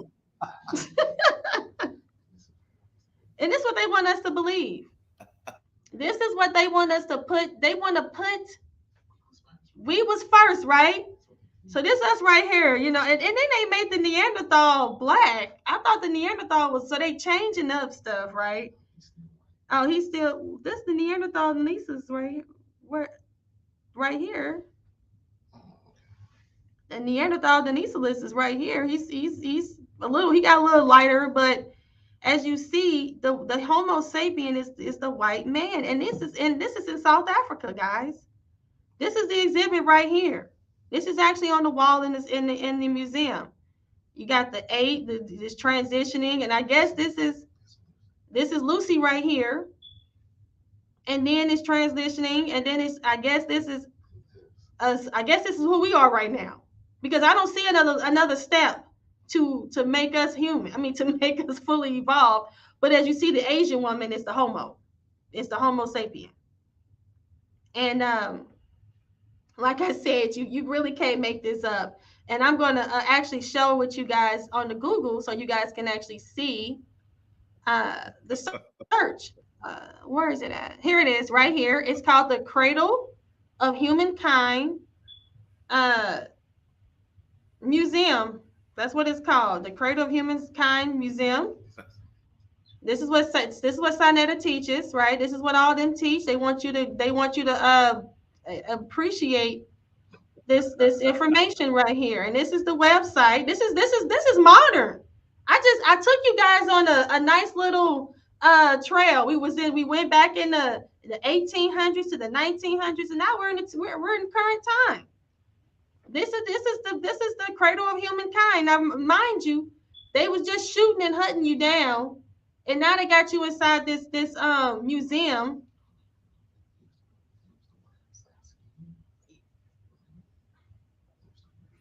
Yeah, they use the brown skin and all of that. So let me show you guys in just a second. Let me look at this. So they telling you they're utilizing our brown skin to showcase, you know, us being part 8, right? They're showcasing the images, but this is the museum. It's called Cradle of Humankind. You can get tickets and tours, and it's telling you the cradle of civilization. They're telling you that this is located in South Africa, and you can go there right now. And they say, what are they famous for? They say one of the world's most important fossil sites, because it has produced the first adult Australopithecus. So they're telling you that they actually put one together, and they're famous. They say a second kind of ape man found at ape man. There you go. Ape man, but they say there is no ape man, right? They say it's not true, but here it is, ape man. Here you go. This is what they want you to put down. I mean, pick up and put your Bibles down. This is what they want you to pick up, right? This is it. This is the actual place.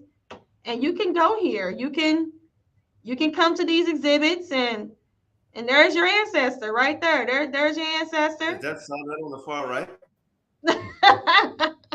Yes, Is that's that his. my That's brother his. Sarnetta?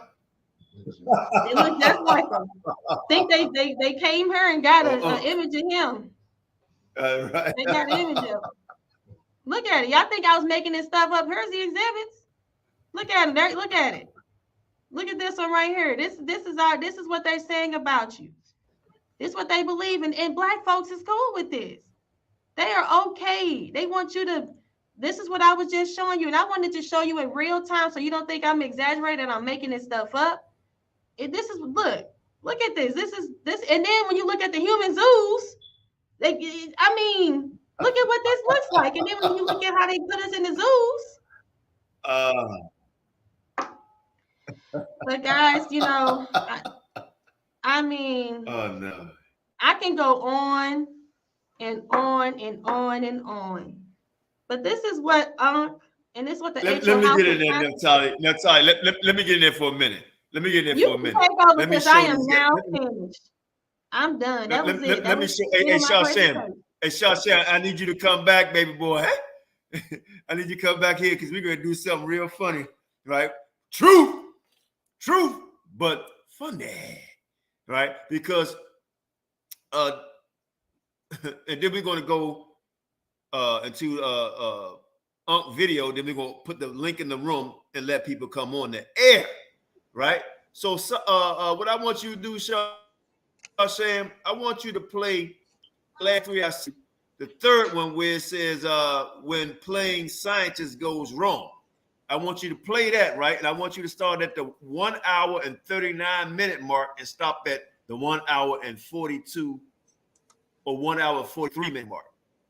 Start at the 1 hour and 39-minute mark and stop at the 1 hour and 43-minute mark. One more time. Start at the 1 hour 39-minute mark. Stop at the 1 hour 43-minute mark. And the reason why, before you play it, I'm about to show you, brothers and sisters, right? The so-called pseudo killer's God. I'm about to show you their God, right? And how their God got put down by his minions, right? I'm about to show you their God, who he believed in, and how what they call it, plagiarism, when you steal other people's stuff. Actually, when you go back about 5-7 minutes, you don't do a sham, you'll see where the big dummy plagiarized his God. So put it up there, and I want you to start at the 1 hour and 39-minute mark and stop at the 1 hour and 43-minute mark, and then I'm gonna show y'all something about their God. And that guy to the right, he tried to act like he's such a scientist and everything, right? And I looked up his credentials. All he has is a food license. A food license. And laughing at Naphtali. They should have thought of, hey, look, Qanath got a head full of hair. Let me show y'all something real quick here. You should have told these Negroes to go get some Rogaine, right? To grow some hair on their damn head. But go ahead, I'll play that video.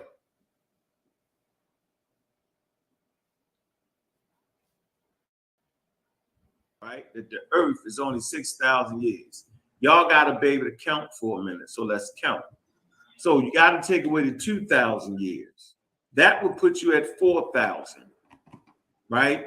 They usually say 4,004 BCE will be 6,000 years, ladies and gentlemen. So that means that there should be nothing in the geological record that goes beyond, right, 4,004 BCE. Are we? Let me look at y'all. Let me look at y'all. Listen. If she say the world was created, right, only 6,000 years, we're in 2000 and damn near 23. So you have to subtract the 2,000, right, and then go back 4,000. That's 6,000. That's 4 and 2 is 6. They generally say 4,004 BCE is the game they play. How did they come up with this number? So we shouldn't be able to find anything in the geological record. We shouldn't be able to find any civilization or any culture prior to 4004 BCE, ladies and gentlemen, right? So, but I'm going to bring the person that actually put this together for them. Okay, this is very, very simple. Very, very plain. I'll show this picture here. Let me share my screen. All right. And we're going to talk about the bishop usher. This is what we're talking about right now. His God. Okay. We'll come here, right to the Linden Hall Library. Let's put the code up here. All right. Okay. Boom. Let's get this. Linden Hall. Okay. There's a work that Bishop put together. And the point is that the annals and the victor's testimonia, okay, and in this work, he documents, okay, he purports that that's him, okay, all right, that's the one that purport the 4004. There you go. Usher was neither the first nor the last to calculate the date of creation using, look, genealogy set down in the Old Testament. It says there were many such attempts, but most of them resulted in the earth that was just under, here y'all go, 6,000 years old. This is where he getting it from. Look, Usher's date of 4004 BCE distinguishes itself from the others because the beginning of the 1701, right? All editions of the King James Bible included the 4004 BCE in the margin at the beginning of Genesis. All right. So y'all can go on and finish reading this. Okay. Point is, right, he actually put together a chronology. Here you go. Usher's chronology. And it's going to talk about how he got there, how he reached these dates. Okay, right? We ain't make this up. This is what Europeans were doing as they conquest. Okay, this is what they did. All right. So go get that. Go read that. Right. But there's a we'll also back that up with Britannica, which she attempts to use. My point is, please don't be like Ali Muhammad. Please don't be like what's the other guy, the anti-vaxxer guy, Cedric. What's his name? Stinky Ingy? No. Which one? The super anti-vaxxer. The Muslim dude. Okay, that's good shit. What is the Muslim dude?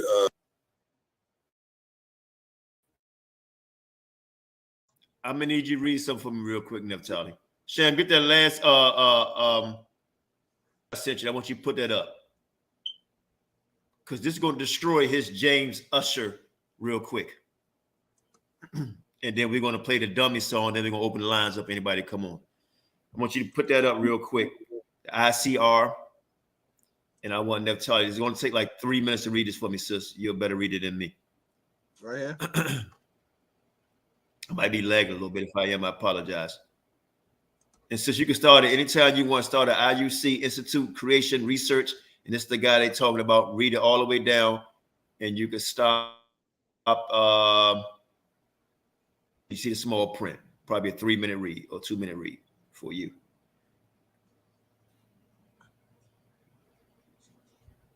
Is that it, Sham? No, the last one I sent you. I can't see. The last one I sent you where it says, on your messenger, where it says James Usher. Yeah, that's what's up there. This Okay, James let me see what the first. Let me see. Right here. James. Yeah, Usher does it say Yeah. Naphtali, you there? Can you read that for me? What part you want it? I got it. Okay, here I am. Okay, she got it. What part? You want to read the top part? Yeah, just read all of it until I tell you this. Okay. We're gonna read all the way to you get to small print. All the way to small print. Go ahead, Sam. Yeah. Okay, let's start a bit. So start. All right. So James Usher and his chronology, reasonable or ridiculous? Archbishop James Usher was one of the one of the most important biblical scholars of the 17th century. His research and scholarly work have even earned high praise from some who are opposed to his conclusion. Called the greatest luminary of the Church of Ireland and one of the greatest scholars of his day. In the Christian church, his work has influenced generations of Christian thinkers with a force still felt today. An expert on the writings of the early church fathers, Ussher majority impacted Reformation theology. The 18-volume set titled The Whole Works of James Ussher contained his most important writings. Today, he is best known for his chronology research that concluded Adam was created in 4004 BC. Consequently, anti-creationists heavily criticize him, often picturing him as a naive, ignorant, and anti-science, and someone who, hold on, you kind of went past where I was at. Oh, sorry. That's okay. Go up a little bit more. Right there. And someone who research was superficial and based solely on the biblical record. Harvard paleontologist Stephen Jay Gould wrote that Ussher is known to us today almost entirely in ridicule as the man who fixed the time of creation at 4004 BC. In reality, Ussher was a first-class scholar, very involved in scholarly research. He regularly interacted with the most learned men of the day to intellectually savor the ideas. He was also a real connoisseur of books, and there was scarcely a book in any British library that he was unfamiliar with. History and scholarship. In the West, our knowledge of the ancient world has historically been determined largely by a straightforward reading of the Old Testament plus a study history. This practice conflicted with many Eastern religions that allowed for a far older universe than was common in Judaism. And the Greeks, Aristotle, for example, throughout the world was eternal. Early Christian theologians like Augustine dismissed pagan estimates that ran into the hundreds of thousands of years as myths. According to the Jewish calendar, the creation event occurred in 3761 BC. The Greek translation of the Old Testament, known today as the Septuagint, put the date at 5500 BC. And by the time of the Renaissance, an age of the earth somewhere between 5,000 to 6,000 years appeared perfectly reasonable. Furthermore, it was widely accepted that the narrative given in the book of Genesis, which parallels to some extent creation narratives from other cultures of the Middle East, accounts for the origin of the physical world as the deliberate act of Almighty Creator. In the 17th century, Archbishop James Ussher turned his outstanding scholarly expertise to the problem of the date of creation. This project meshed very well with his strong interest in history, astronomy, math, and geometry. You can scroll up to background.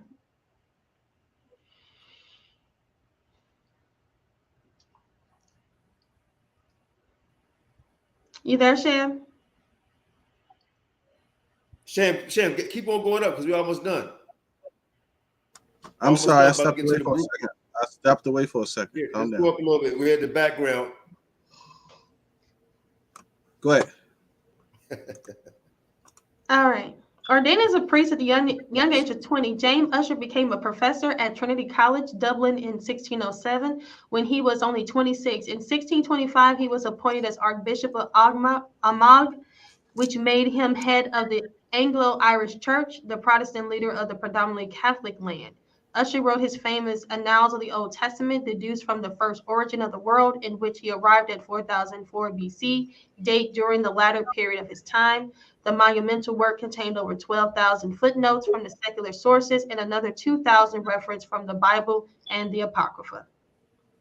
Building the dates. The common claim is that Ussher reached his famous date of 4004 BC by simply calculating back from the time of Jesus by adding up years involved in the lineage of Christ given in the Bible and going all the way back to Adam. One problem was that the Old Testament contains the required information to achieve an accurate chronology, only up to Solomon's time. After that, ambiguities exist and no straightforward data were available. And for about 400 years before the birth of Jesus, the Bible's book of Matthew gives the genealogies leading up to Christ, but not the chronology. To arrive to the date of creation, Ussher replicated the methods that others had used before him. Namely, he attempted to correlate information from around 400 BC to Jesus' birth with known dates from the histories of other cultures, specifically the Chaldeans and the Persians. This all required an incredible expertise in biblical knowledge, in secular history, and in language abilities. You can go up, Sharshan.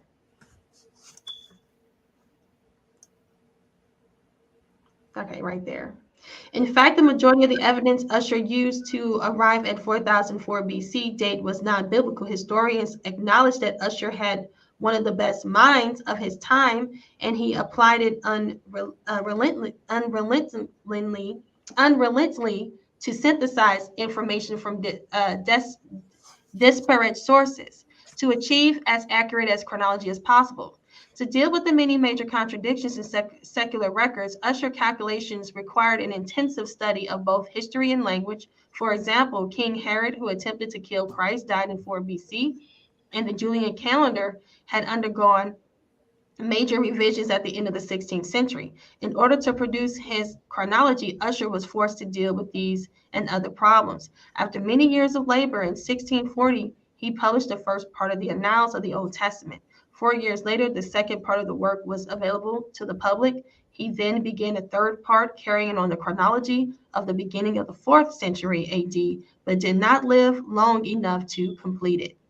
All right, you can go up some more.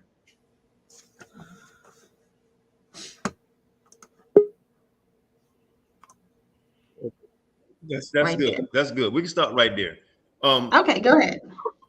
To read that, because everybody believes what everybody else says, and before go back and try to recalculate, and they show how.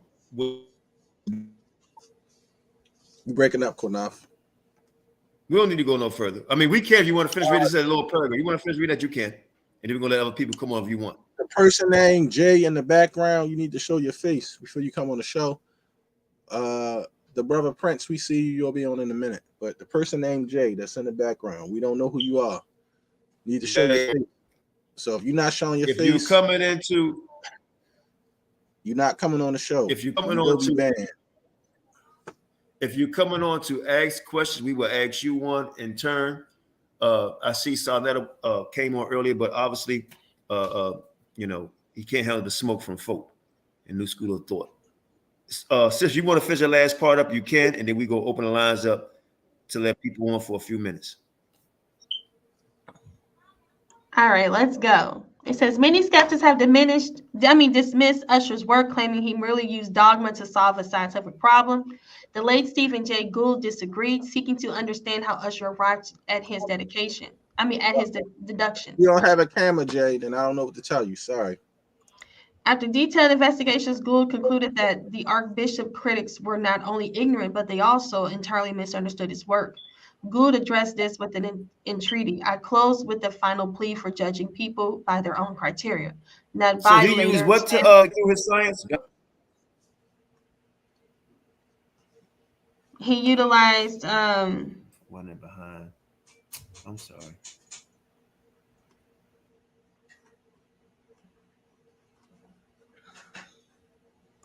You said what, Qanath?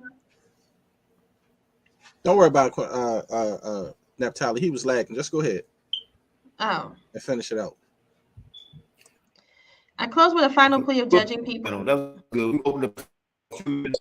So Shan, what I'm gonna do, I'm gonna call you on my phone. Shan, I'm gonna call you on my phone because we're behind. I'm running behind. I'm gonna call the phone that way I be like the same time y'all on. Yeah, just come in on your phone because I'm about to go eat dinner. Make sure ain't nobody get disrespectful. And I guess 10 minutes left. I know you probably.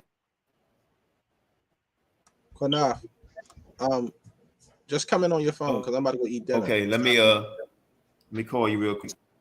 Give me a second. Okay, give me a second on, like you told me. I know. I'm just saying. I'm about to go eat dinner. They waiting on me. What'd you say, Timothy? You say something that left because the information messing with his beliefs, so he left so you don't hear you.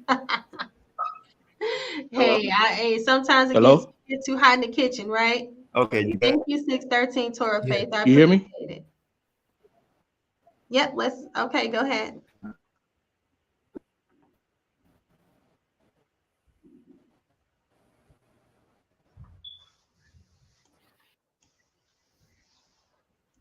What's going on, Prince? What's up? What's up, Naphtali? What's up? How you doing? I'm doing good. How you doing? I was listening to your presentation. Everything sounds great. Well, thank you. Yeah, you really taking it to This is y'all. Hey, shout out to everybody else on the panel too. You know, Qanath, the other brother. How y'all doing? Remember, this is the same. Remember this. Okay. You breaking up? What was that?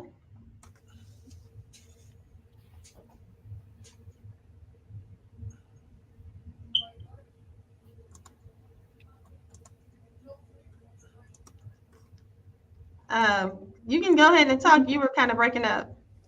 You hear me? Yeah, we can hear you.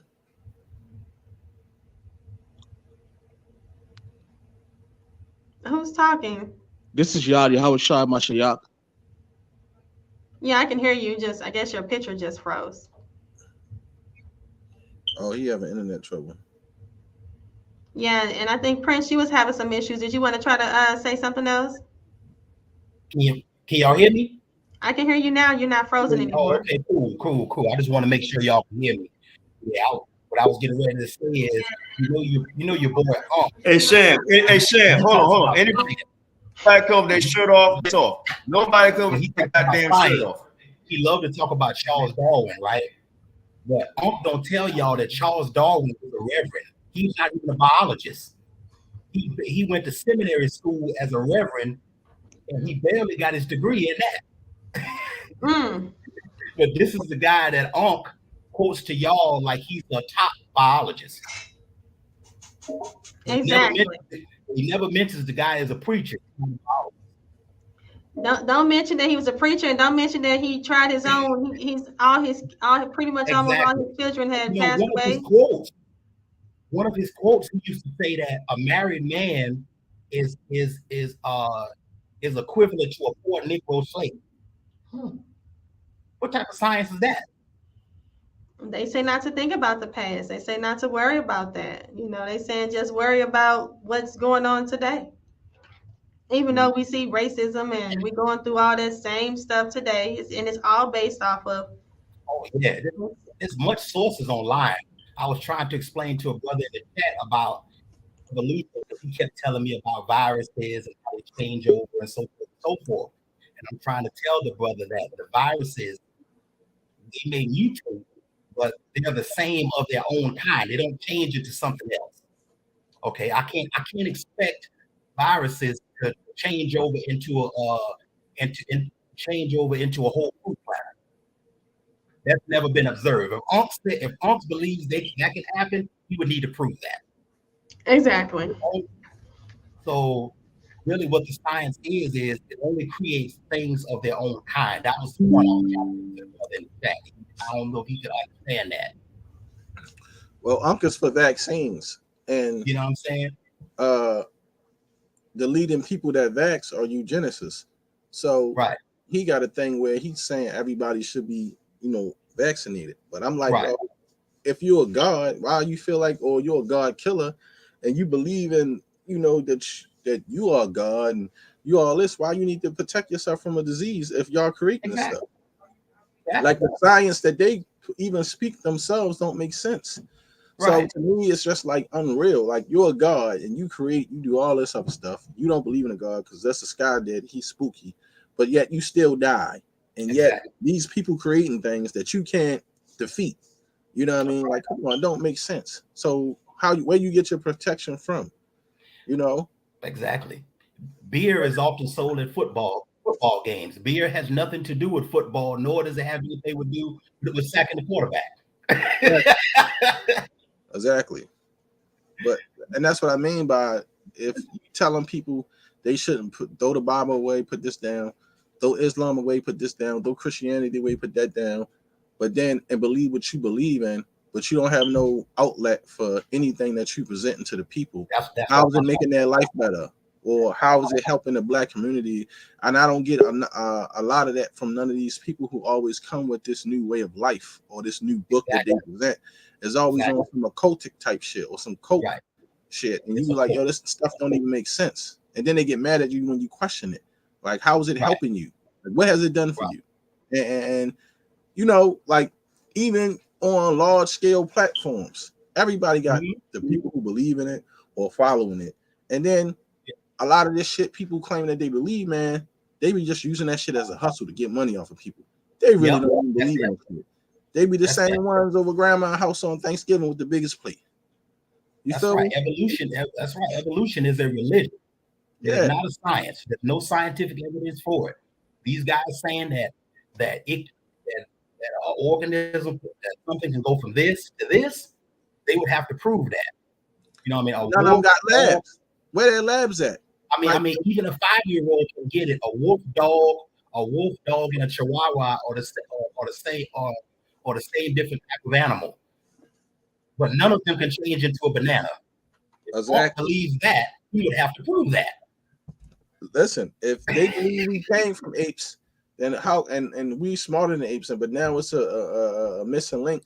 And they more closer to us. Then why are they not reproducing with them to convert them over to evolve? And how long do it takes to evolve? And if you know what? That's the thing with evolution. Time. Just give me more time, and you'll see it one day.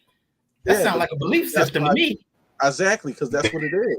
Because if I have to believe that these things is going to elevate, or these monkeys going to start talking, or you can go up inside of a chimpanzee and y'all can give birth to a baby together. Chimpanzee. Am I still running behind, Shan? No, you just spoke. You sound fine.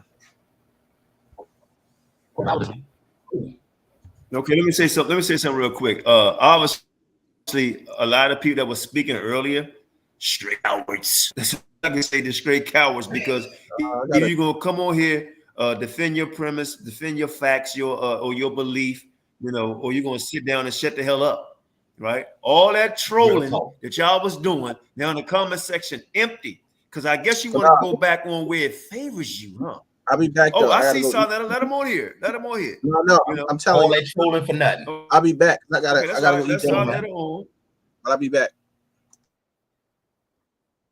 I appreciate y'all letting me onto the platform. I just want to be good to go. I just want to see if my camera and everything is working. All right. Hey, tell me, big brother, face. I appreciate y'all letting me on. Hold on, real quick. I'm gonna let you speak. I'm running behind, so you gotta kind of let me peace. Oh, okay. Peace. All right, so now I appreciate it's all good. We showed you not our history. We showed you right, and their theories, right? The things they thought was facts, but wasn't facts, right? We brought all that out.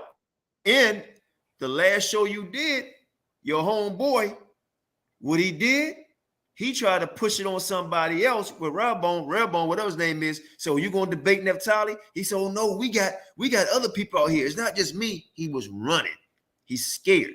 And we didn't even get on Tazari whack ass, right? Not Tazari whack ass. We ain't get on him yet, right? So you're just a funny dude. Your boy don't want to. I guarantee you this, son, is that dude, what he's going to do, he's going to try to push somebody else to have a sit-down intellectual conversation with the champ. That's what he's going to do. And let me say this real quick before I let you speak, brother. For my listening brothers and sisters, I know y'all like, why the hell you guys signing on here? Why you went back on the show? Well, I play chess, right? And Solana plays chess, right? And I'm going to checkmate his ass, right? And that's all good with me, right? Because what he's doing right now, right? He got people following that whack ass stuff that they believe in over there. They can believe in that, right? But FOPE and New School of Thought, we're in the building. We're in the building. So I'm gonna let you go ahead and speak, so I'll let her tread lightly. Go ahead, brother. All right. Peace to my brother Qanath. Shout out to you, brother. Shout out to Naphtali. There was a whole bunch of lying over here, man. And I thought I explained that to you yesterday, brother Qanath. You know, there are 7 things that your Most High God hates, but there is one thing that he hates the most. Can you tell me what that is, Qanath? The conscious community. Come on, brother. You can't play with the Bible, brother. Don't play with God's name.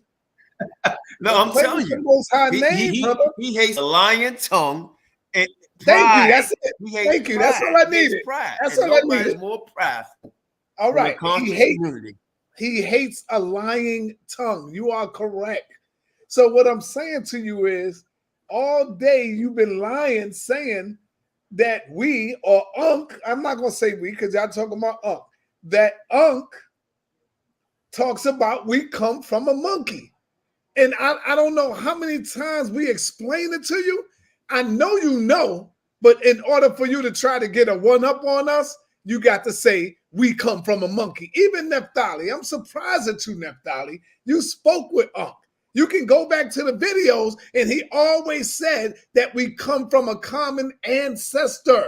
He never say we come from the chimp.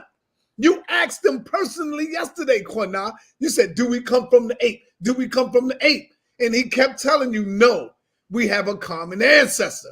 So I don't know why y'all keep lying. Who's the common ancestor? We come from one source. That's what he's saying. Like everything that you see. Don't let me explain it to you. Ancestor? I'm telling you, every living organism that you see on the planet come from one source. Come from one source. No, you didn't. No, I'm gonna tell you how you messed up. You didn't say many sources. You said one source. And that's exactly what I said. One source. I'm gonna say it again. What is that one source? I'm gonna say it again. One source. That's exactly what I said, brother. Okay. Now I'm asking you a question.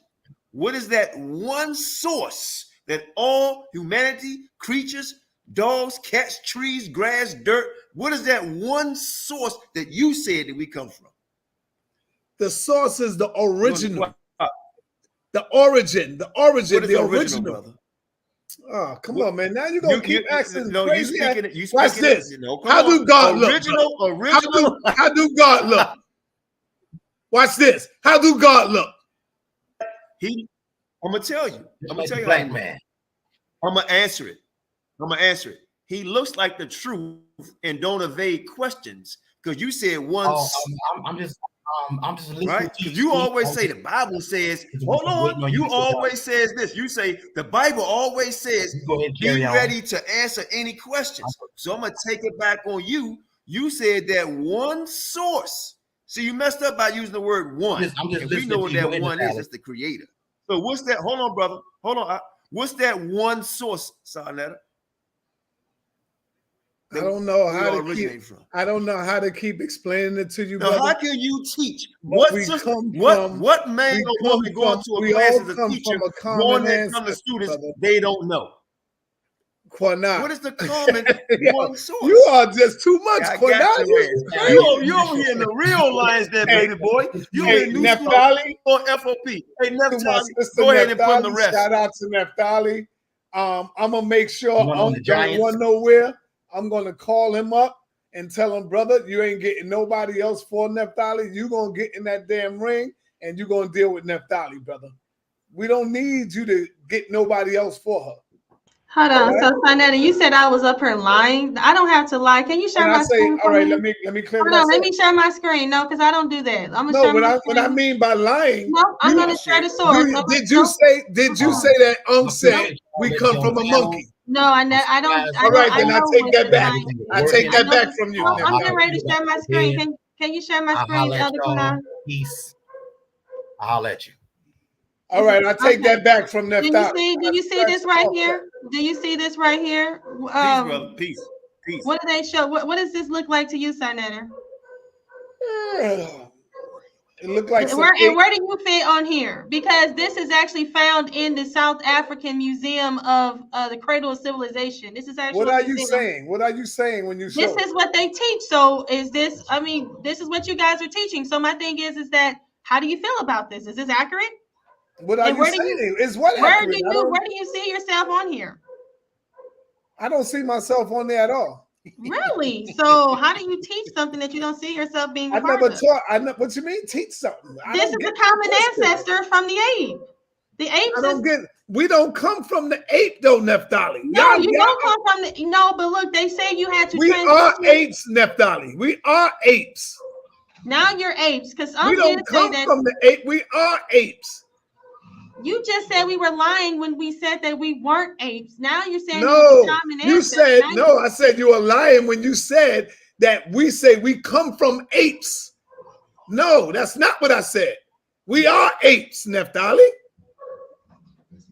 Okay, so that's what I'm saying. Okay, so what's the difference between the ape in the zoo and you? Well, you come on, man. What the fuck, man?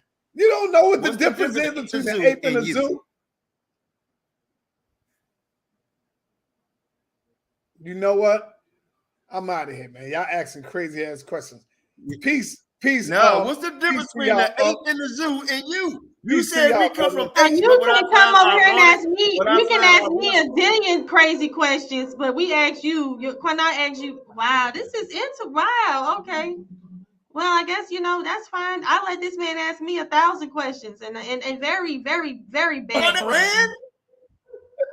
I guess he ran. I guess they all ran. I guess they don't want it. Here. You ain't running. I guess they don't want it. Yo, Qanath, cut it out, man. You're asking me dumbass shit. What you think you asked me? You asked me some dumb questions. All right, so watch this, Naphtali. Watch this, Naphtali. Naphtali, you telling me that the Bible questions was dumb, and I'm reading it from the scripture? You were reading it from the scripture? Are you now saying that those are some dumbass scriptures? I knew I'll get you. No, because I didn't come to you with my own. No, you saying that your science is dumb. This is your science. No. Let's get back to what you just said. You said I asked you dumb questions, and everything I asked you come out of the Bible, Naphtali. You're deflecting, and you're not doing a good job. All right, let me get over there to Ankn, because I want to talk to Ankn and make sure. Matter of fact, let me see if I can get him to come handle it yourself. You got to run, right? You're running. No, I'm not running. I'll see you next week with part 2 if you're not scared. I'll see you next week. Oh, you'll see me next week, right? Yeah. What's all this stuff about this female and all this stuff about females? They're utilizing women teaching and all that kind of stuff. What's up with that? Say that again. What's up with you saying you guys got this woman out here teaching? What's wrong with that? I don't think anything wrong with it. What I was saying, according to their teachings in the Bible, is that Timothy said a woman is not allowed to teach. So why would Qanath bring his champion in front of wolves like that? In front of wolves, knowing that we tear shit up over there. Wolves, you guys are puppy. You guys are cubs. That's right. Ain't no wolves. Wow. You cubs. Ain't no wolves over there. And I got that motherly instinct. I know how to handle cubs. You know what I'm saying? I got the motherly instinct. I can handle cubs. But my thing is that Judah, you guys in the chat, won't y'all hit the link? Come on. Come on, hit the link. All that Judah talking, get in here. So Sarnetta, let me ask you a question real quick, my dear brother. Right? Yes. Why is y'all paying cowards? Why y'all? I'm sorry, Qanath, go ahead. No, let me ask you a question, right? Because you believe in nothing, right? Correct? What is you doing, man? Look at you. Hey, we can hear you calling somebody. Hear you. Are you calling? Oh, my bad. Go ahead. We hear you calling. He's phoning a friend. That's a lifeline. No, all right. What you were saying, Qanath?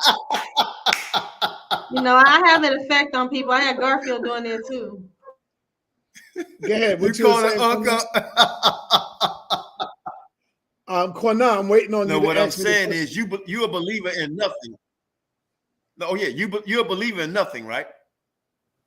All right, Qanath, I would say to answer your question, brother, it is better to know than to believe. And so when you believe in things that you don't understand, like Naphtali, like you, like damn near all of the Hebrews out there, you tend to look like a fool and make a fool of yourself. And so when you are able to say, you know what, I don't believe, I'd rather know. And so if you don't know, then you continue to do research and study so you can know. Right. So now, hold on. So no, I don't believe in nothing. It's better to know it instead of believe. Right. So now, but so what you did, see, I'm gonna tell you, that's why I say I play chess, and I'm gonna whip your ass in a chess game and whip your ass right now on FOPE. All right, let's go. Whip my ass. I asked you a question setting you up. You said you don't believe you know. So the question that you said you know, I'm gonna come back and ask you once again. You said we all have a common ancestor. So you know, you don't believe, you know. So I'm asking you, who is that know and that common ancestor that you know that we come from? You know. Okay, now for the slow gases like you, Qanath, let me answer the question. That's the same thing like saying, what is Ma'at? Where does Ma'at come from? Nobody knows. Let me finish, brother. Nobody know where Ma'at come from. Ma'at is just exists. What is wrong with you? The common ancestor just exists. We know I know that we come from this one life source, this energy. Now you asking me, so what is it? Where it come from? Bro, I don't know that. I don't know that. Well, hold on, brother. Now you just cut yourself. Let me finish. Hold on. So therefore, that's what makes me more intelligent than you, because I'm able to tell you I don't know. None of y'all up here, I never heard y'all say them words. I don't know. Y'all know every goddamn thing over here. But I'm more intelligent enough to say I don't know, so I don't sound like a goddamn asshole like many of you. Go ahead, Naphtali. Well, I will. You know what? I will say I don't know why y'all are so damn ignorant. Right? I don't know why y'all so goddamn ignorant. No, you can't fuck with me, Qanath. I'm a better chess player than you, bro. Yeah, you think so? Go ahead, Neff. And he won't come over here after we invite him. He don't want to come over here. Naphtali chat waiting on him. Go ahead, Neff. Yeah, you know, I'm kind of disappointed because I thought we would have had some people up here that wanted to, want to bang and battle. Well, Uncle's live right now on Sonetta University. Oh, he on Sonetta University. Yeah. Nah, we don't want to hear that power. We didn't came on Sonetta University. We didn't came on Black News 102. All of it. He didn't bring his pseudo ass over here and get this work like he said he would. How convenient. He goes live. We told him we was going live, and we told him we was calling them out. We did promotion. We let him know, and now he's over there live conveniently. Nesting. I'm not going over there. He needed to come over here and be. Well, I tell you what, Naphtali, if you give me a date, I will make sure Unc be there. Give me a date. In the top. I already had a date. We did it today. Why he didn't show up today? No, it wasn't a debate today. You was doing your show today. Now, if you want to do a debate, a one-on-one, that's different. We can stream it here. Making excuses. Bring his ass. Oh, nah, hold on, Sonetta. Ass over here right now. Stop making excuses. This is the real lead. This is the big leads. And you know what? You got the big leads over here, but folk don't FOPE around. We over here right now. New school of thought. Bring his ass over here right now. Sit down. Get up or shut up. That's what you got to do. Get up or shut up. See, what they doing, they didn't put the cape around your ass, right? And we didn't cut your cape all up. You falling.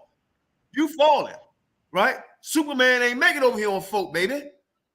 Right? So right now, what you can do, fly away, flea, fly. I'm just messing with you, sir. But hey, real it's talk. All good. It's all good. None of them over here, man. I'm getting ready to curse out. I'm getting ready to curse out your girl Star. Yo, I'm getting ready to curse out your girl Star. No, don't do that because they talk. Well, she in the chat calling me all kind of bitches. So why you ain't telling her don't do that? She in the chat calling me all kind of bitch ass niggas. No, she said you bitching. She didn't say you're a bitch. She said you bitching. Yeah, well, bitching. And she said my fuck man was on live. Like that ain't my fuck man. You don't think that's disrespect to me? And this supposed to be a woman, a lady? I don't know. This is how your ladies act? That supposed to be Israel, Qanath? But Sonetta, come on, brother. How many times talk like that to me? But Sonetta, come on. You know how many? No, I'm just asking you a question. Is this how you teach over here? This how you teach your women over here, brother? Teach what? What the girl is talking about? She said, yo, I would love for you to state my name only for some fuck loud and nigga. What's up, cuz? Listen, brother, why I don't pay attention to the comments on that. They've been going on me hard body over there. Like they went hard body. They called me ignorant, stupid, dumbass, all that shit over there just the other night. I ain't say nothing. I ain't say nothing, brother. I seen you and JJ go hard body one another, man. You said, JJ, you gonna bring your bitch ass back over here. Sure enough, he did. You know, so we over here having fun, man. Don't worry about what people say in the comment section, man. Don't worry about that. This the hot seat over here. This how we get down over here. You can't stand the heat. Get out the kitchen then. That's how it is. Okay, I got you. Ain't nobody call you like no F. I can't say on my channel shut down. Naphtali, remember that because I'm gonna get that sound bite, Naphtali. I'm gonna get that. You know what you tell me all the time. I'm gonna get that sound bite, Naphtali. Your comment section, they hate me. Your comment section. Oh, they already talking mad shit about Neff, the champ. That's right. They talk mad stuff. Yeah, that's right, Weezy. They disrespected me. They disrespect me all the time over there. You got somebody right here talking about I'm a pseudo and all that, so that's cool. I just don't look at the comments. They call Naphtali dumb, stupid, that broad, that female. But so you know what? This is what we do over here. I hear you, man. I hear you. But hey, Naphtali, I'm glad you came over like you at the end of the day, man. Your boy didn't. Your boy didn't. He ain't come over, man. Yeah, he ran. He a coward. Hey, Sam, play this. Hey, Sam. I already heard the song, but I heard it. Man. I heard it, man, at the beginning. You a dummy, right? I heard it. Is it a fact? Huh? Is it a fact, brother? No. Is it a fact? No, it's not. Qanath, you scared to get in the ring. I got somebody for you, Qanath. Hey, Naphtali, share your screen with Unc said about science real quick. Not what I played. What Unc said about science and the definition of what science is supposed to be about. Okay, let me get that because Sharsham had it for me. I gotta go. I already heard it. Qanath, I heard it. No, but what was his definition of science, Sonetta? I heard what he said, brother. Yeah, he said the science don't deal with facts. 1 + 1 is science, math, right? That's a fact. But he says science don't deal with facts. It deals with assumptions and it don't deal with facts. So how can you believe somebody who don't deal with facts? I'm a man, you're a man. That's a fact. Naphtali, a woman, an educated woman, a smart woman, been tearing countrymen their ass up for a long time. That's a fact. Well, now you stupid. You setting this girl up like crazy, bro. Yeah, this is FOPE over here. You really know that. Gassing Naphtali up, knowing that ain't no gas. Nobody. I already spoke with Unc for 8 hours. We already had babe. We already spoke to each other. It was nothing. Fact, man. He's still on my channel. It's there. Him and his woman. Whatever. Okay, in closing, while you finding that, in closing, I got it. I'm getting ready to share it right now. Qanath haven't been on. Oh, you got it? Okay, you share it real quick. Then I'm gonna say something. Then I'm gonna let my guest say something in closing. So this is what your boy got to say. Go ahead and play it. Okay. Yes, sir. Yes, ma'am. That's crazy. Science is not a belief. Like we're sitting here not even understanding science. Science works with approximations. Science is not interested in finding the truth. Science is not interested in finding Pause it. He says science is not interested in finding the truth outside Netta. He says science is not interested in finding out the truth. Yo, you're a little slow. You don't understand what he means. Okay, tell me what that means. Science not interested. Hold on. I'm having problems with my internet. You know, when you hear them dogs in the background, that's them turkeys he talks about, son. He says science is not interested in finding out the truth. But he said my internet is acting up and he jumps off. His internet never acts up. They want you to come. Go ahead, wind it back and let it play. We're gonna close out on that because he said this internet acting up. Sorry that I don't believe that. With your beliefs, that's crazy. Science is not a belief. Like we're sitting here not even understanding science. Science works with approximations. Science is not interested in finding the truth. Science is not interested in finding the truth. We will leave that for all individuals around planet Earth, and they all claim to have the truth. So approximations, it's approximate. It leaves room. Science is not interested in finding out the truth. So just believe, have a belief, an assumption, a religion. Go ahead now. Oh, Don. Wow. Yeah. Wow. You see, they're not interested in the truth, because the truth hurts. They don't like what the truth has. And a lot of people, I coin myself and I tell people I'm a truth seeker. I'm about the truth. I'm all about the truth. So help me God, right? That's what I'm about. I could care less about opinions. I could care less about an approximation. I could care less about an estimate. I could care less. I don't know why you would want somebody to tell you something that's an estimate, a possibility. I don't know why when you need to. I think that's why we're in the situation that we're in today is because nobody really wants to hear the truth. Everybody just want to hear something that's similar or close to it, but not the truth because it hurts. It hurts too much. But Shalom, K. Judah, you in the building? Big salute, family. Great presentation, my sister. Elder Qanath, big salute, brother. I see you up there, Shalom, Uncle Don P. Uncle Don, big salute. Shorsham, big salute, family. Shalom to the family. Shalom to the family. Go ahead, King Judah. I ain't seen you in a minute, baby brother. I've been doing some stuff I'm gonna tell you at the end of the show, but go ahead, holler at me. Oh no, I'll be asking about y'all all the time when I talk to Shorsham.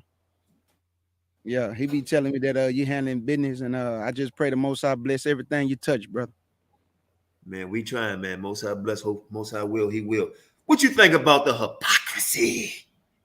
Well, like I always say, I'm not a historian. Shorsham and Naphtali, I always give them big props and big salutes for always going deeper and down that rabbit hole.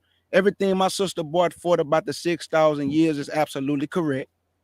When she read Job chapter 40, that is talking about dinosaurs, because there's no other animal on earth who has a tail like a cedar tree. And if you know what a cedar tree look like, they very humongous. And then one of the animals, he say he believe he can drink the Jordan River.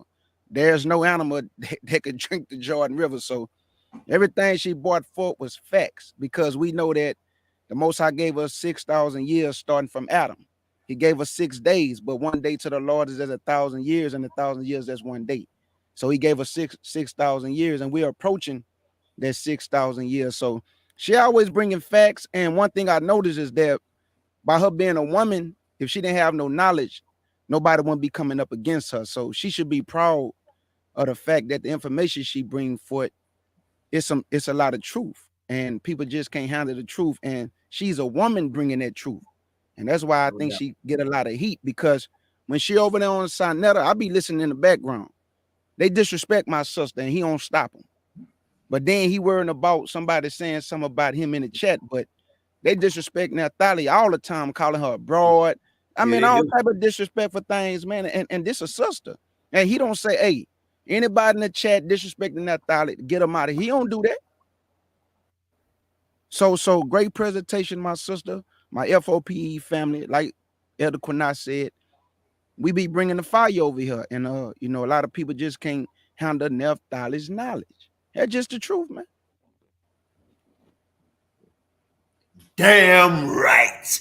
Thank you so much, K. Judah, for that. I truly appreciate that. You on point. The 6,000 years thing is, I know it's not very, it's not a lot of people to hear you, co-sign it. It means a lot, because, not too many people are very aware of it. So it's nice to hear, nice to know. And thank you so much for your support. And yes, I tell them all the time, your audience don't like me. He tell me this the big leads, toughen up, get your skin, toughen up your skin. But when he come over here, the little things that we say, he ready to run out. Little things, people, one comment in the chat, he ready to go. So, you know, it just goes to show you. So let it be all right, man. He be all right. He had to do that because he saw that fire was kicking his ass, and his boy left him out there to hang dry, right? So I'm gonna say, I know you listening, right? You say you deal with loyalty, right? But you see my brothers and sisters over here, I ain't been on my channel in a minute, but they right here suffering by yourself and got your butt kicked, and your boy that was talking all that smack left you out there high and dry, left you out there on the high rope on the tree to hang. You got hung, right? Because your science said you're not interested in knowing the truth. See, but our Bible tells us the truth shall make what? Us free.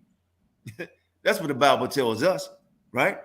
So your boy over there believing in theories, assumptions, right? We're going to keep him right there. And his God, his gods. Right? And can I say one more thing, Naphtali? When you get a chance, my sister, please, when you get a chance, read 1 Corinthians chapter 14. Start at verse 1. Read all the way down to the last verse. What you're going to find out is that there was a lot of problems going on in the church way before you get to Timothy. Paul came to the church of Corinthians. They was teaching tongues. They was teaching different doctrines.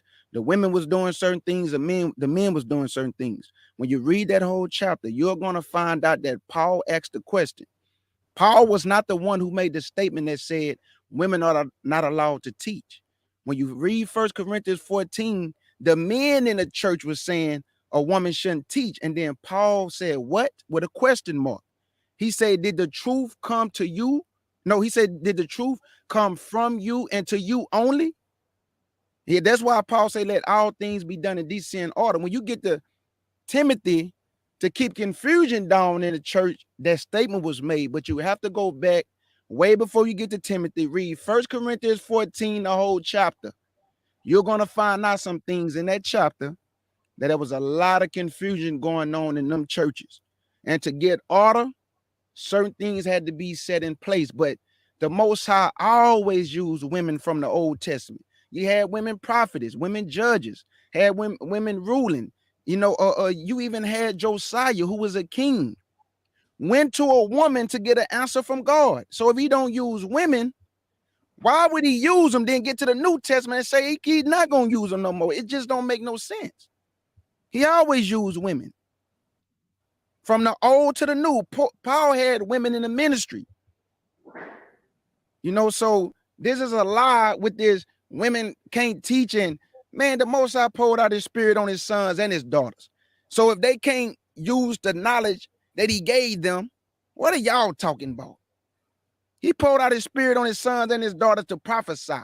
To prophesy, you need some knowledge. So what are y'all talking about? A lot of y'all don't understand the Bible. And you don't take your time to really eat it and seek it. So you make statements like, oh, woman, you jump straight to a scripture, one verse. Look, woman can't teach. But I bet you won't go read 1 Corinthians 14. Paul didn't make that statement. Hey, King Judah, how about this? All of the Israelites that say that, how about this? Let's take Esther out the Bible and see where we be at. Right. Okay. Let's take Esther out the Bible and see where Israel be at. Right. Right. She saved the whole nation. Thank you. Through the spirit of the Lord, she saved the whole people. But the Most High don't use women though. We got Hilda. Moses' sister was a prophetess. To be a prophetess, you need knowledge. We got Deborah. She was a judge. They came to this woman to get answers from the Most High. A lot of y'all just hate your sisters, man. That's just the truth. And don't let them have some knowledge. Oh, well, that hate gonna intensify. Man, what's she doing talking? Man, they got women on the panel talking. Oh, no, I can't rock with these, brother. They got women talking. Women was talking back in the biblical day. What you mean? Come on. You know what's so funny though? They say they hate the Israelites, right? They hate the ones that say, "Oh, y'all don't let the women speak." But then, when our women speak over here, it's not that we don't let or we get them permission. God gave them permission. The Most High. That's right. Okay? So when the women speak on FOPE and New School of Thought, now you want to get on the same back as the one, not, I ain't gonna say all One West, but some of these guys say the women can't speak.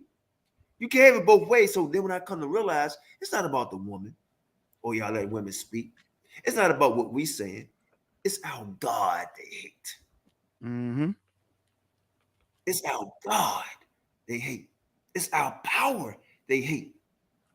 So whatever way we go, the brothers who say the women can't speak, oh, you're against the women. You're against the women. And then we let, or so-called let the women speak. Why you letting her speak? Why you letting her speak? Satan, we know who you are. So all you conscious community that talked all that fire, the chat is open. Come over here. Forever hold your peace. That word troll is real. Told you about it. It's real. Y'all love typing on that thing, but you won't come over here and face the system. You can't help yourself. Y'all let her ran. It is what it is. Sis, go ahead. Yeah, unfortunately, Unc is live right now and he's talking about us over there. Oh, that's all right. That's a coward. That's a coward. Yeah, and I hope he's they showing showcasing us right now on the live. Good, instead coward. of hitting the link. Coward. Instead of hitting the link. Yeah, you're a coward. And, hold on. You're a coward. You're a coward. You go on Sarnetta, right? You go over there, coward, right? You said she's a public enemy number one, coward, right? You and your minions, but you won't come over here and face her one-on-one. You won't do it, but you do. You run to safety, right? You run with a bed where the covers are warm to cover your coward ass, right? You run behind your doors where you can lock it, right? But you won't go out in the field. You won't be a gladiator, right? You won't step in the real lion's den like a man. But what you do, you run for support, right? You want somebody to put a pamper on your ass, coward. You're playing that, right? You want somebody to baby you. Help, help. The putty cat is chasing me. Get your coward ass over here like you said you would. But what you do, you run behind the keyboard for protection. Sarnetter,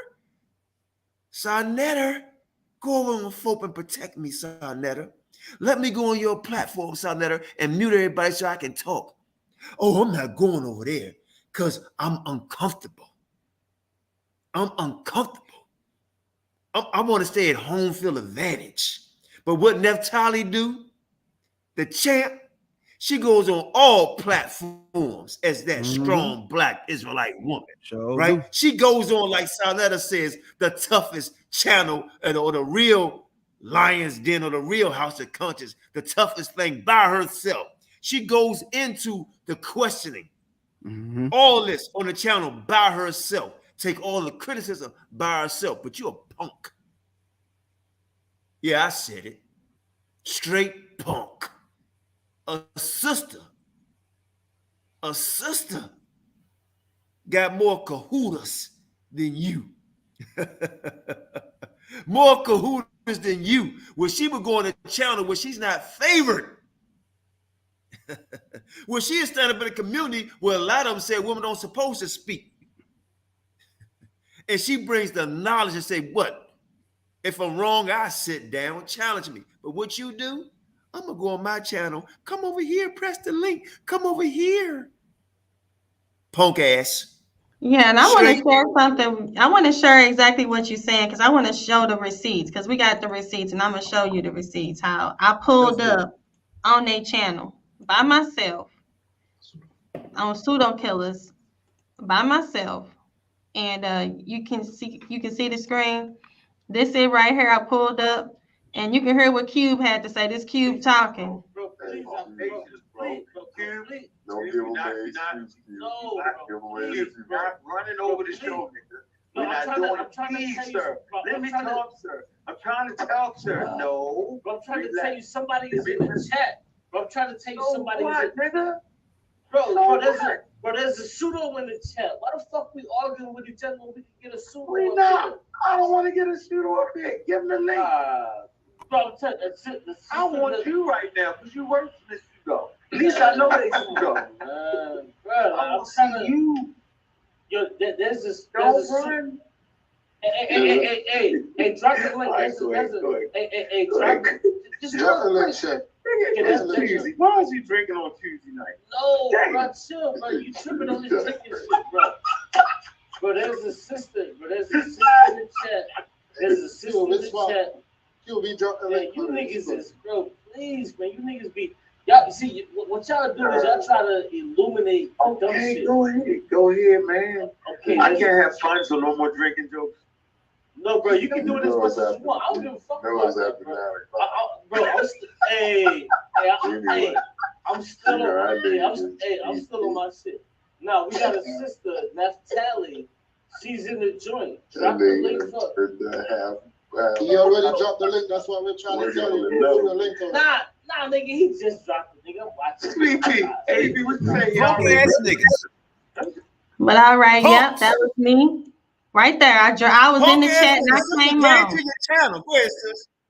I came on and I took them all on by myself. You know what I'm saying? So I ain't gonna, but you saw that. And the thing is that he couldn't even come over here. I'm so disappointed. It make me not even want to deal with him. You know what I'm saying? Like, you couldn't even come over here with us for a second. Like, these people is crazy. Like, this is interesting. And like Sanetta, he's emotional. He's like, oh, your people in your comment section are treating me this way. And then you see he had to share this live on another channel, but not actually hit the link. Interesting. I am very. Hey, Q Q won't come on, but hey, look, hey, Naphtali, Q won't come on. He says, "Where's the edification at?" Edification is showing what a coward is. That's edification. Hey, Somebody say, even though I don't believe over half of what Naphtali teachers say, I do respect her more than Qanath any day. Coward. What? Who is this person in the chat? Hit the link then. Hit the link and see what Qanath can do. Why they never hit the link? Why do they not ever hit the link? Go ahead, KJ, say what you gotta say. No, why they don't hit the link? But I want to give my sister Naphtali a go-to scripture for any one of y'all Israelite men who will see her doing her thing, and you say a woman don't supposed to be teaching. So Naphtali, I'm gonna do what they do, so you can know how they get down. So I'm gonna manipulate the scriptures like them real quick. Then I'm gonna tell you, when you read down, you're gonna see that Paul was asking a question. So this is what they do. Look, 1 Corinthians 14, and I'm gonna start at verse 33. It say, "For God is not the author of confusion, but of peace, and in all the churches of the saints. Let your women keep silence in the churches, for it is not permitted unto them to speak, but they are commanded to be under obedience, as also said the law." Right? And they stop right there, right? Watch this. When you keep reading down, let's see if Paul is asking a question or is he making a statement? Because a question mark means you asking something. So let's see. So verse 35. "And if they will learn anything, let them ask their husband at home. For it is a shame for a woman to speak in the churches." Look what Paul say. Paul say, what? "Came the word of God out from you? Or came it unto you only?" Paul is asking a question. He wasn't saying this. They were saying that in the churches. So when you get to 1 Corinthians, when you get to Timothy, you got to answer this first. Who made these statements in his churches? Because Paul is the one who wrote Corinthians, and there's a question mark on what? And there's the question mark when he asks, did the word of God come from you? So for all you Israelite men, deal with this right here. Who is this asking this question right here? This is Paul, man. So Paul never said that it is not permitted unto women to teach. The men in the churches was saying that.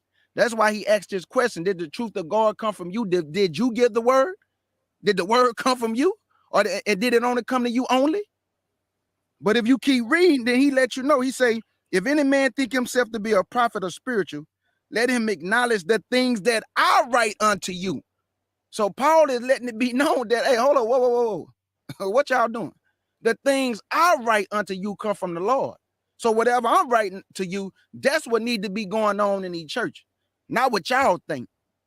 Let me keep going. Right. He said, I write unto you the commandments of the Lord. But if any man be ignorant, let him be ignorant. Wherefore, brethren, covet to prophesy, and forbid not to speak with tongues. Let all things be done in decency and in order. It was a lot of confusion going on, family. That's why they never read the whole chapter. They just jump to one verse. They go to another one verse. They manipulate the scriptures. They tell women, you got to shut the hell up. But that ain't really what the Bible's saying, fam. That's why I tell people, read for yourself, man. Because you can't be manipulated listening to other men manipulate scriptures and one line. I call it one line in the scriptures, meaning that they would take one line and they'll tell a woman, you see right here, you can't talk. But if they keep reading down, they're going to see Paul was not making that statement. He was asking a question. A question mark means a question. And he got two question marks. What? And did the word of God come to you only? So that's my sister go-to for any of you manipulators. Thank you. I truly appreciate that. I'm putting that in my arsenal. Thank you. And now, hey, Qanath, love you, brother. I haven't seen you in a minute. Hey, I'm gonna call you tomorrow. Pick up that 415 because we need to talk. It's a lot of stuff going forward in 2023. I'm gonna leave it at that. Naphtali, baby, did you get the y'all get the package? Because I talked to SL the other day, and he said he hadn't gotten it yet. And if y'all haven't gotten it, I need to do a postal track so I can make sure it gets to you. Let me say something real quick, Pete. Let me say something real quick. Go ahead. This is very important. See, a lot, like somebody said something about going off the coward and whatever, and I'm not going to take it personally.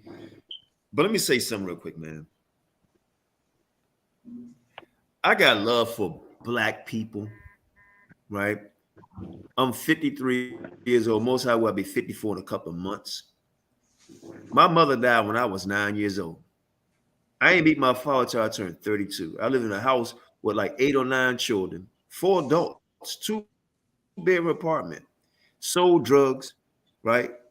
They used to make us hide drugs, fight all the time for food, pillar posts. I was in different homes, right? I had cardboard in my shoes. All right. We didn't have no TV. I didn't get a TV until I became a teenager. All right. I used to have to sleep in the bathtub because roaches and rats would run across our chest coming up. Right. And all type of activities that I care not to mention coming up as a young man. Right. But my mother told me something before she died when I was 9 years old. She said, you know what? You're going to be a God-fearing young man. You're going to be a young man, a smart young man, and you're going to be married and take care of your children. And when she said that, I didn't believe her. But when she died at 9, I kept her dream alive. Married 23 years. Got all my children with me. Even in a previous relationship, one custody of him. Right? I respect myself and respect others. I fear God. And she was right about this, a very handsome man. You know, I went out in the streets, right? Fed the homeless. Right? Shawshank was my witness to that. Right? Shawshank will tell you this. And I just say, Shawshank, how many people I let live in my household? A lot. Did I charge them rent?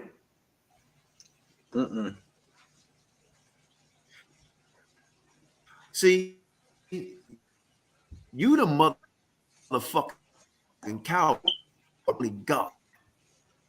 And I let people live with me that I didn't even know. Backstab me. Right? But I still stood my ground because I loved them. Went out in the streets and taught what I thought was right, and some of it was wrong. But I went out there. Sham was my witness, got in fights, pepper sprayed, Police attacked us.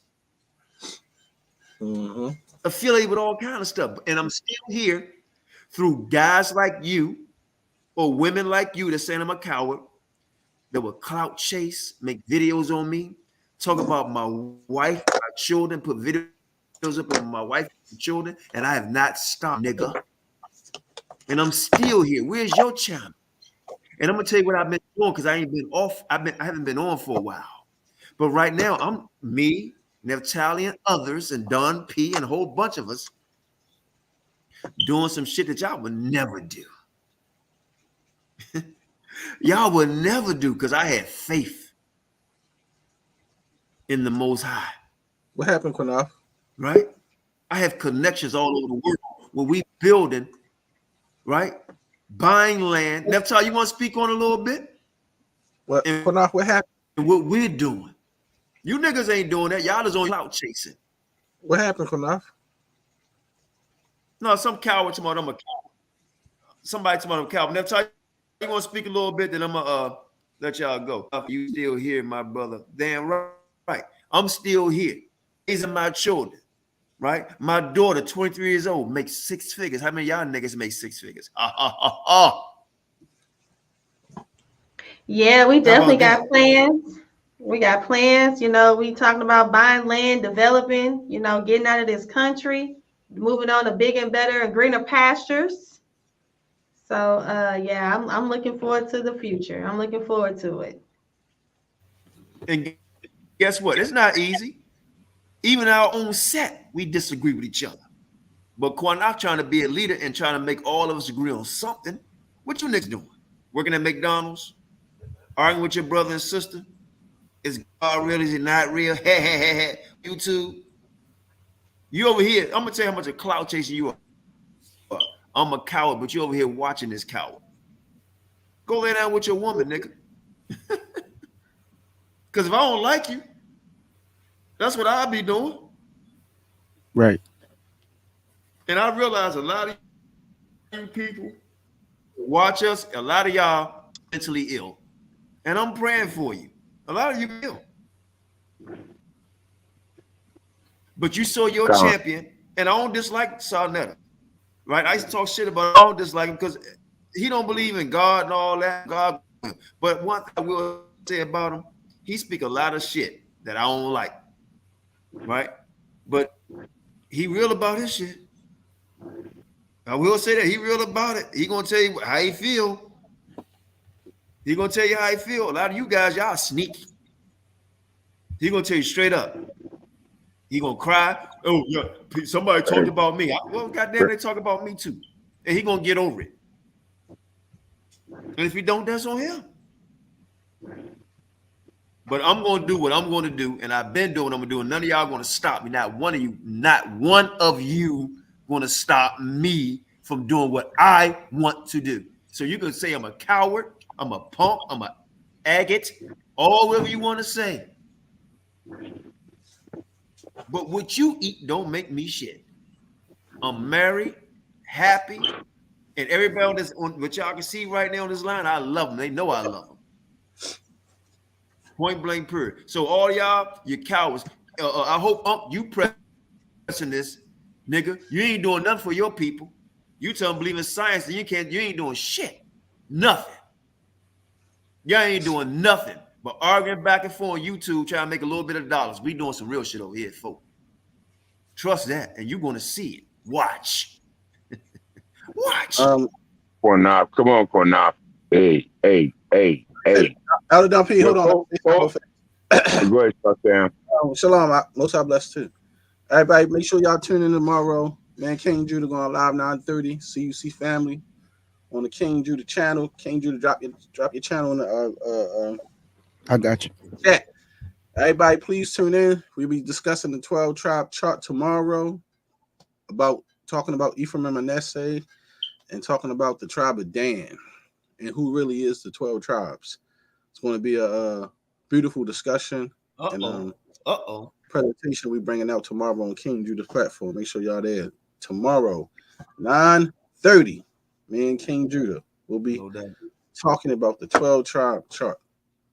And yeah, man, and whoever, talking crazy, man, like I said, at the end of the day, even if y'all pushing a doctrine or telling people don't believe in a God, I want somebody to show me how being an atheist or not believing in a God or whatever fix your life, change your life, and made you a better person and help you get your people out of the condition that we in today. How is it changing you for the better?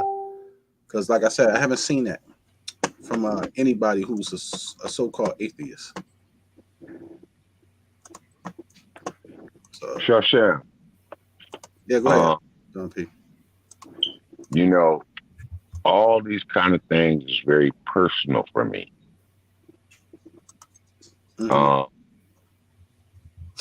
Because when you touch the blood of my blood and the flesh of my flesh, we got a problem, and that's my niecey right there.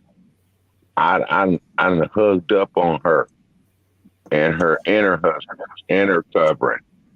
They're my folks. You understand what I'm saying? It's a difference when you take things from cyberspace into physical life.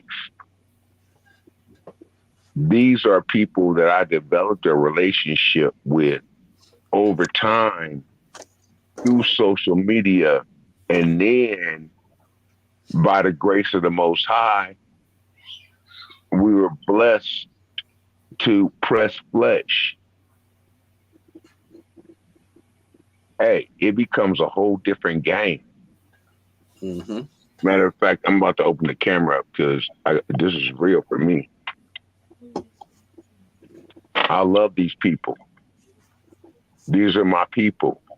I can't wait to get out there on the East Coast, man, and see what, with y'all, man. And it's a lot of whole cross-sectional stuff that needs to be done in this year of 2023, because we need to prepare for what these demons are talking about doing in 2025. But they gonna come earlier because they demons. So they gonna come earlier than what they're saying. And we got to get prepared for that. And my darling Naphtali knows what I'm talking about in terms of how they coming at us. They came at us, in 2019, in 2019 through, what was that, 2022? Yeah, the end of this year. I mean, now we're seeing the results. But they coming at us harder, and they already told us how they coming at us. And we need to be, man, let me tell you something, man. All of those who are Yah-fearing and who are given certain offices, remember the diversity of gifts? All those who are given their places when they're speaking the truth. Yeah, sir. Let me interrupt this for a second, but excuse me, please. Let me say this real quick, because my home is your home, brother, and I love you too. And I love everybody here. I'm gonna let Naphtali close out. And I go on that conscious community side because I really had love for my people. And I say my people, I'm not Christ, Yahawashi, Yeshua, anything. I say my people because I consider people that go through the same struggle, my people, and that's Black people. Okay. But y'all going to see we doing something, right? Christ worked, right? Marcus Garvey worked. Okay. Farrakhan worked, right? So there's going to be a lot of people that's acting like they working, but ain't working.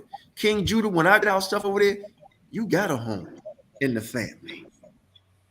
Everybody in the CUC family got a home where we go. Right?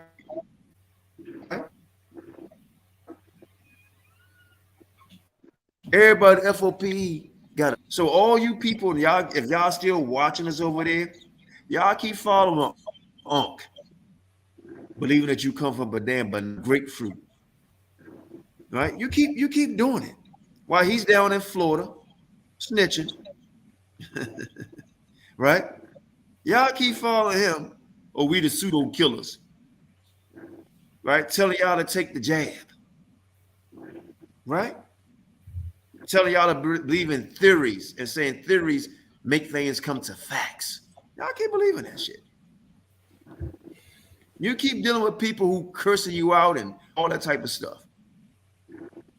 But our Bible tells us, blessed be the peacemaker. We want peace. But when y'all see what we do, and I hate to tell all y'all this, and I'm going to say it right now because even my circle don't know this, so I'm just going to say it. When we make that move, another direction going to be taken, not away from the Most High, because we're going to always do that. Right? But dealing with certain people, going back and forth, debating all that stuff, that's not dealing with Qanath and folk no more. Not with me. Because we're going to be about solutions. Following the Most High and doing what Christ did, fed them fish. We're going to feed you. We're going to feed you. If you want to be fed. And the only way you want to be fed is to follow the Most High. So enjoy what you're going to enjoy right now with this channel. But we're going to start something new. Naphtali say new school of thought. We're going to start something new. Ain't going to be no more Qanath going back and forth with the camps like my brother, dear brother Yehuda wanted me to do. I know y'all wonder, like, what happened to Yehuda? Man, Yehuda don't talk no more because he wanted me to keep beating up on camps. Man, that shit is dead. It's pausing now. There's no more to keep doing that. You know, Tazari and them, he going to run his punk ass lammy back, pig back on what Ankn said. Piggyback. Right, a bunch of little fat piggies. Piggyback on what Ankn said. What did he say? Go look at the comment section on his on Ankn Facebook. Look at the comment section. He piggybacked on it. Yeah, it's not just her. It's F.O.P.E. too. Piggybacked. Look at it. Not just her. Really? Yeah, not just you, but folk too. Look at the go look at it right now. You can share the screen. I'm not lying. No, I believe you. On what? On what screen? On what? On Facebook? On the screen where he said you the number one, you the number one target and all that shit. Oh, Tazariak was in there? Yeah. The one West IS Piscay. Piggybacking on who don't believe in the Bible against his sister. King Judah? Y'all gotta understand that these people are being uncovered. They're agents. COINTEL is like 2.0 up in here. For real. It don't even matter. And so it's just distraction. Shan would tell you before I go. Shan would tell you they've been to my house, brother. I said, Shan. I said, nigga, like that's a damn age. I said, look. He said, man, I think you. I said, no, he is. I said, let's whip his ass. You know, they're gonna lock us up. You know, but we let him go. So it don't matter because what I said, you know what? And let me tell y'all something. It said, "Be humble as a dove, wise as a serpent." Right, and I took that because Scripture also say it says this, and I'm letting never time to close. You too, King Judah, all of y'all. It says, "Don't tempt the ones that have the power to kill you." So I kind of fell back at some of the things I used to say because what y'all don't know that's listening, I done got death threats. Sam, no. From people I never even heard of call my phone will send me pictures of themselves talking about they're going to kill me. This I know who they are. So I kind of fell back. Not out being a coward because I got a family. And there's some of I tried to find. That's just me. So I know what I'm dealing with, right? So when I fell back, you know, it lightened up. Right? Certain people you cannot speak against. You just can't do it. And then you can, but you go too hard, they're gonna come at you. So just be smart, be wise.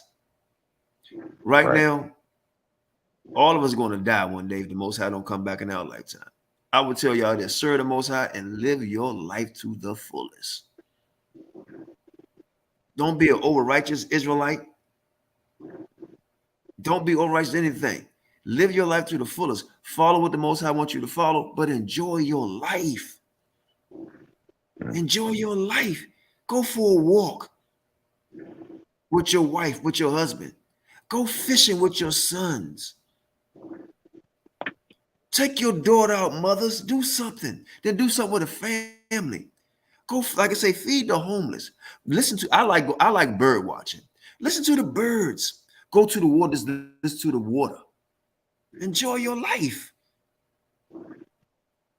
Don't take this so serious. Enjoy your life. You got people who don't want you to enjoy your life. I can deal with these niggas. Because I build and fuss with it. This is a hobby to me dealing with this shit. I get a kick out of it. Shame, I tell you, I get a kick out of it. It makes me laugh. That's why Sham, I'll be like, oh shit, Sham, we're gonna do some stuff tonight. Everybody gonna hear that crazy ass laugh you got. I ain't laughing tonight. And sure enough, he do that laugh. We had fun doing this. But enjoy your life, brothers and sisters. Enjoy. And when we go to Africa, we go in a few months and we setting up there and other places. We're going to see who's serious. Because we are. We are. And some of you who are not doing it, I know some of you not in the circle as far as what we'll be doing behind the scenes, but I guarantee you're going to be with us. And King Judah, you one of them. I'll tell you that. Next time I let you close out. I'm let Don P give you 3 minutes. King Jr. give you 3. Then that's how you close out and we out of here. Don P, go ahead. 3.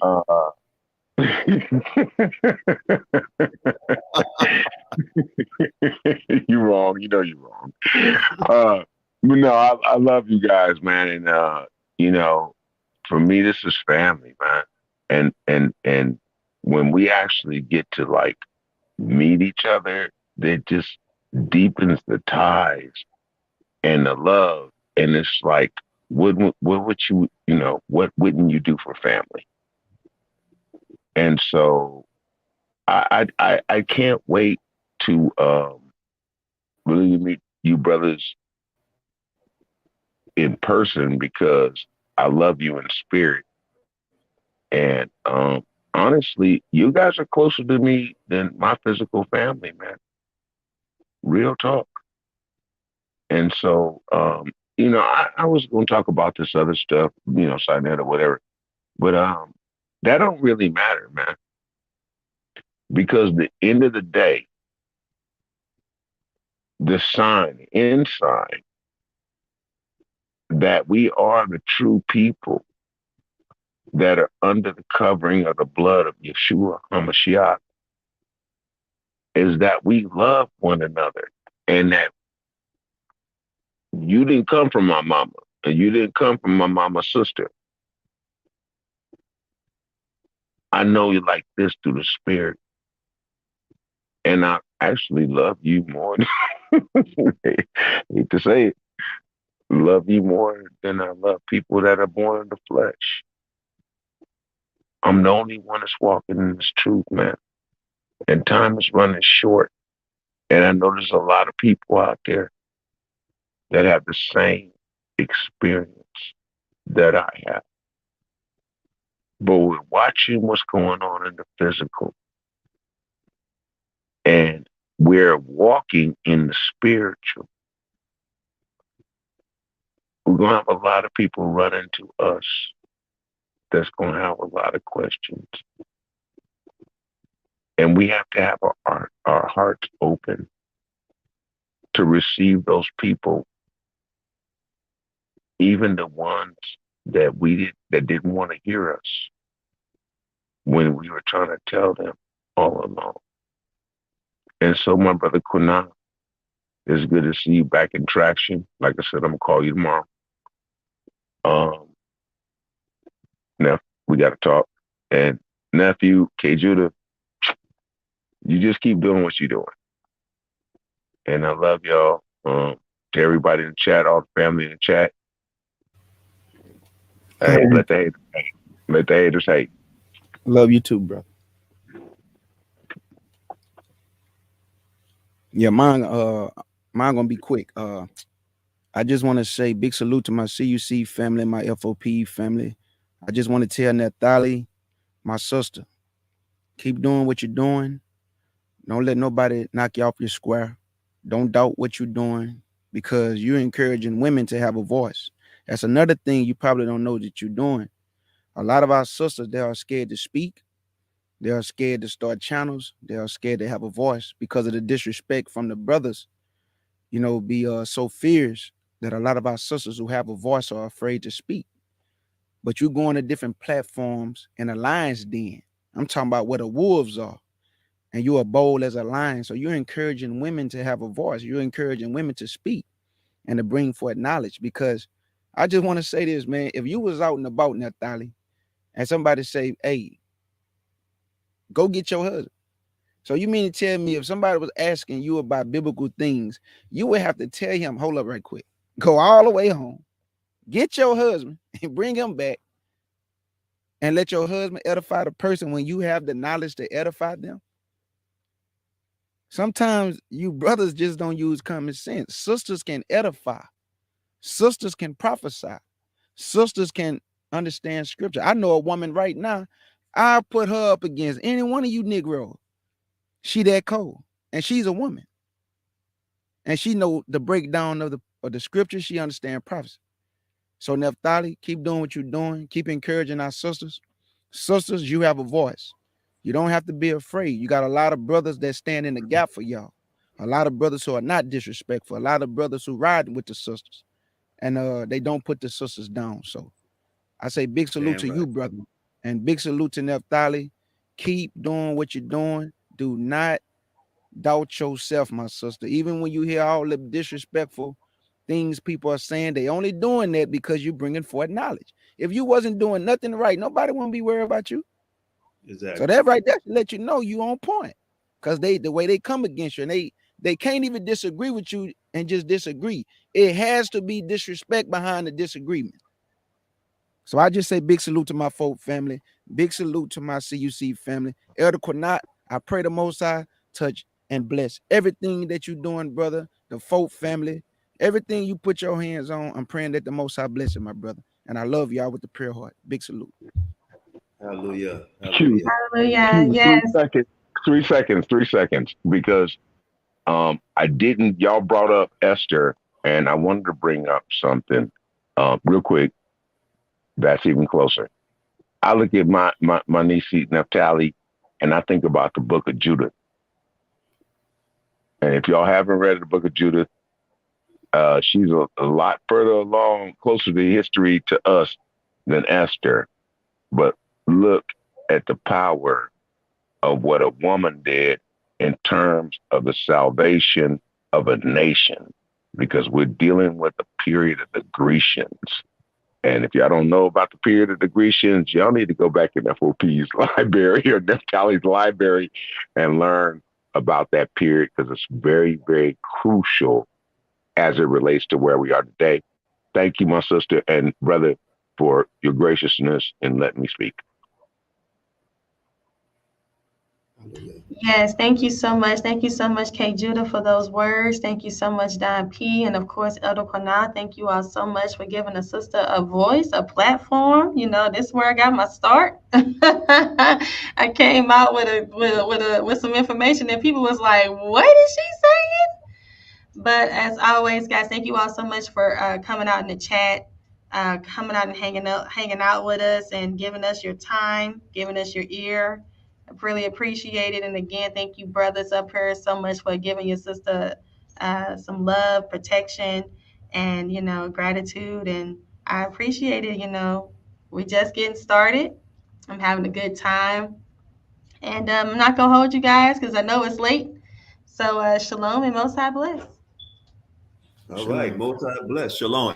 Hey, let me say this real quick to all my One West brothers, man. I love you. Right, all my conscious community, man. I love you. You know what I mean? You know, y'all just gotta stop being dummies, brother. For real, man. I love y'all, man. So with that, Hey, West, baby boy, you want to play shit so much on your channel? You want to do a scream? Do a scream this right here, man. I'm a dummy. I'm a dummy.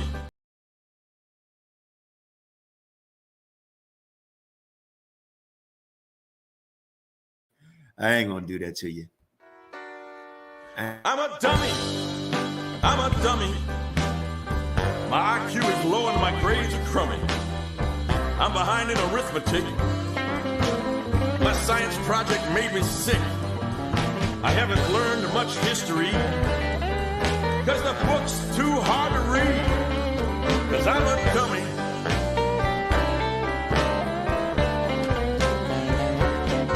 I'm a dummy. I'm a dummy.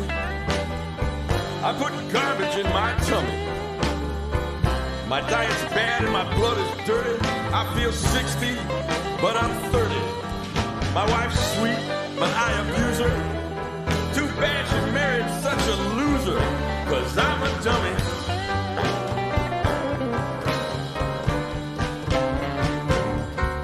I'm a dummy. I'm a dummy. Where I work, they treat me crummy. My mind has been destroyed. I'm unfit to be employed. I'm not psychotic or insane. I just have a big, fat, lazy brain. I'm a dummy. With your belief.